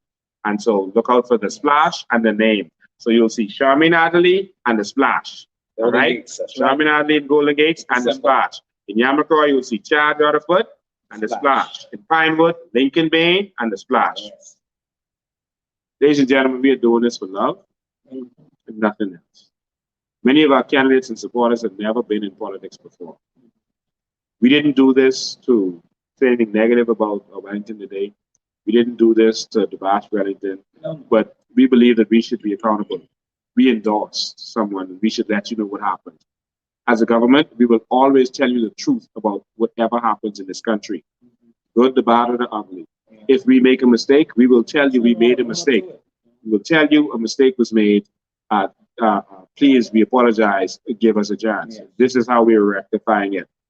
We need a government that's going to be accountable to our people, not lie to our people. We need a government that's going to fight for our people, not fight against our people, for other people. Ladies and gentlemen, I'm Lincoln Bain. I'm a Bahamian.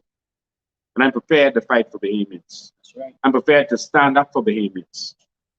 I am an Auckland's, Crooked Island, Hasty Times Bain, Ferguson Bain. Auckland's, Crooked Island. I can identify my lineage. I am a Poitier from Cat Island. That's right. I am a Roll Bow from Exuma. I am Lincoln Bain, a full-blooded Bahamian who could track his full lineage in this Bahamas. And I will stand up for Bahamians. I will stand up for you. I will put you first. I am first concerned about you before I'm concerned about anybody else. That's right. The UN can't tell me to be more concerned about anybody else over Bahamians. That's The right. WTO can't tell me to be concerned about anybody else over Bahamians. That's right. The New World Order cannot tell me to be concerned about anyone else over my Bahamians. That's right. Yes, we love everyone. Yes, we will work with everyone. Yes, we will partner with everyone. But Bahamians first. That's right. When you come in my house, a bedroom for me. Right. The other bedroom for my daughter and my son. That kitchen, that's ours. That's right. And you're welcome to come hang out in my kitchen, you know. But the stuff in that fridge don't belong to you. That's right. Now, I may allow you to go in that fridge because you're my guest and you can go and love yourself. But you come in the front room, you're my guest. Thank you. Watch how you're putting your foot in my chair. Watch how you talk to my children. That's right. Don't kick my cat. Behave yourself in my country. That's right. Just remember that you may be a guest and we let you stay in our house. But you don't talk to my children any kind of how. You don't talk to me any kind of how. That's right. Bahamians will be first. That bedroom, that's for my children first. And then you could have the guest room. This crown land is for Bahamians first. Thank you. Foreigners coming and getting 5,000, 10,000 acres of crown land. They have a different application process, so it's sped through. Easy. And Bahamians apply, and 30,000 Bahamians apply, and they get nothing. Watch week 1, Bahamas. Week 1. Watch week 1. Week 1. Just sit down and start planning what you could do with your land. Yeah, I got some ideas. That 1 acre, that's yours. It don't matter what you're doing with it. That ain't our business. That's right. That's yours, so that we can empower Bahamians. That's right. To say that you are a Bahamian. Get your 1 acre. Because you own a piece of this rock. Thank you. Now, the other acres that you want, you're going to say, I want to use it for this purpose. I want it for that purpose. And they better reply to you in 14 days. Why? Because you're a Bahamian. Why? You are the boss. Thank you. Your employees will answer you. That's right. In a timely manner. Why? Because you are the boss. That's right. This is your stuff. It's yours. Ladies and gentlemen, a new Bahamas is here and a new Bahamas is coming. Spread the word. Right there, you are. 2 weeks. We got 2 weeks away. 2 weeks. Now, they're going to come with all kind of stuff on us. You see, they always attacking us. The media is trying to pretend that we don't exist. Yeah. But the people are noticing it. And it's causing people to come to us even more. That's right. They're noticing it, that they are terrified for the message of the new Bahamas to get out there. So the message of us owning this and benefiting from this to get out there. Whatever our Bahamas is worth is yours, Bahamas. It belongs to you. Whatever it's worth is yours.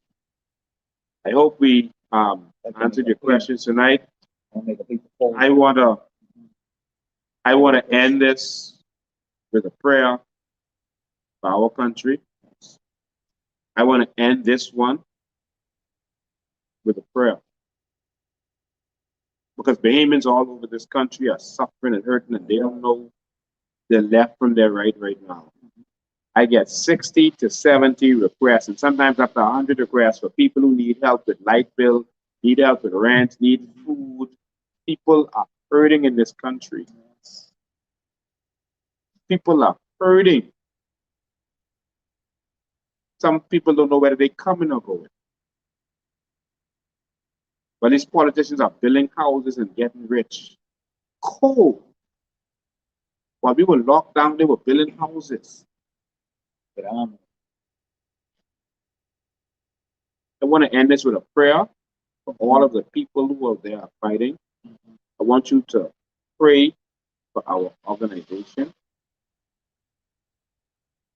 I want you to pray for the Bahamas, that we can restore this nation.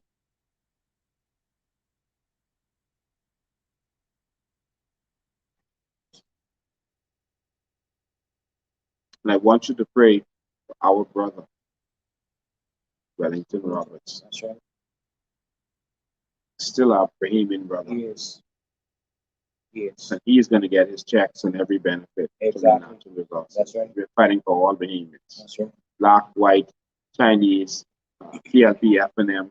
We're fighting for all Bahamians. Tell me, this is what you're good at. Let's pray. May the grace of God. Amen.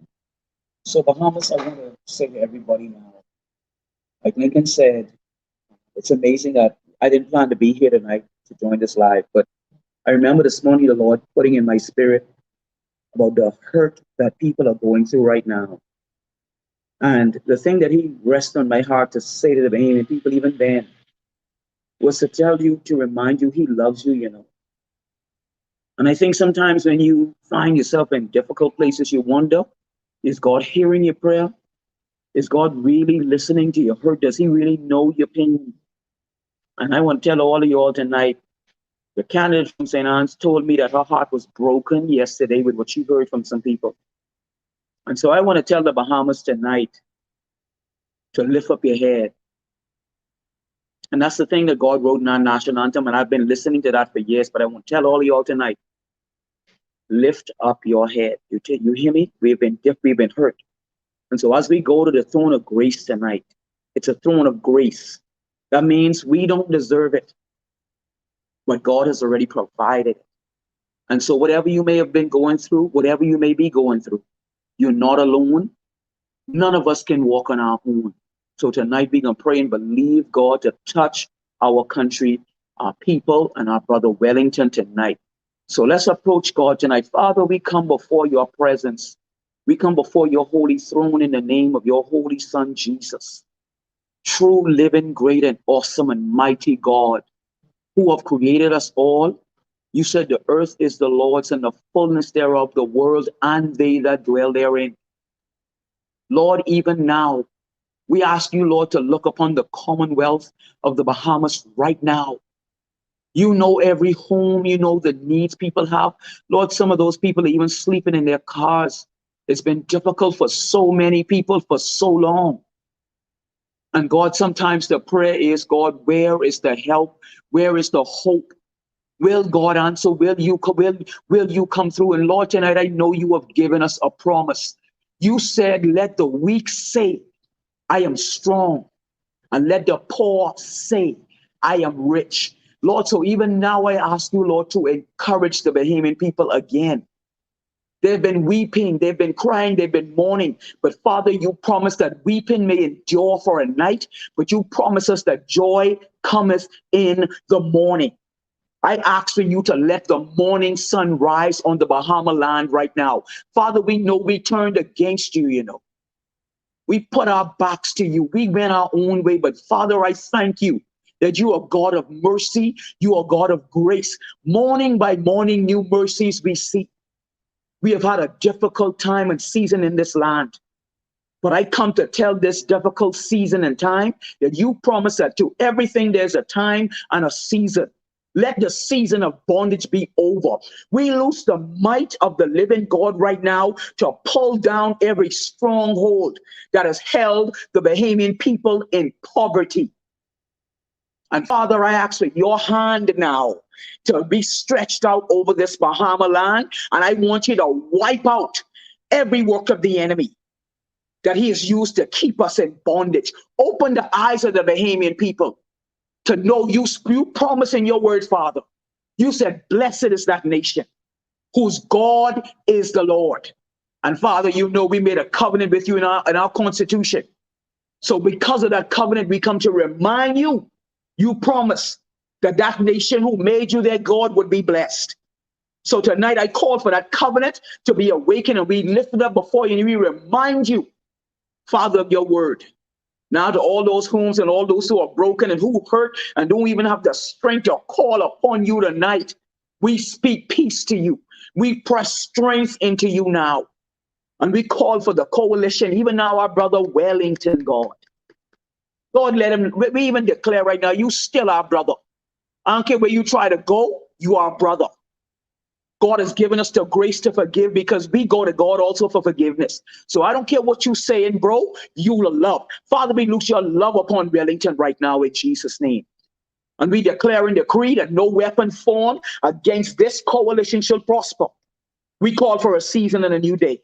Bless those watching right now. Lord, provide for the homes. Give us the courage and the strength to push through, knowing that we're coming out of this more than conquerors. Bless Lincoln Bay. Cover us under the blood of Jesus. And I ask you right now one more thing, God. You said you would give your angels charge over us to keep us. I ask for the charge to be given over the Coalition of Independence. Every supporter, every poll worker, everybody watching, every voter, and all those who don't know yet, bring them on board. But let the Bahamas lift up our head right now and rejoice again. Bless us this night. In Jesus' name we pray. Amen. Amen. Hallelujah. Amen. Thank you so much. Glory to God. Thank you. Glory so to God. Glory to Bahamas, God. The change is on the rise. Hallelujah. The change is there. Yes, sir. We got 14 more days. 14 Let's do this, y'all. more days. Let's do this. Let's go. Let's bring this change. Let's go. See you next time. Amen. Bless you. We love you. Good night. Amen. Amen. Hallelujah. Praise Him. Praise Him. Glory to God.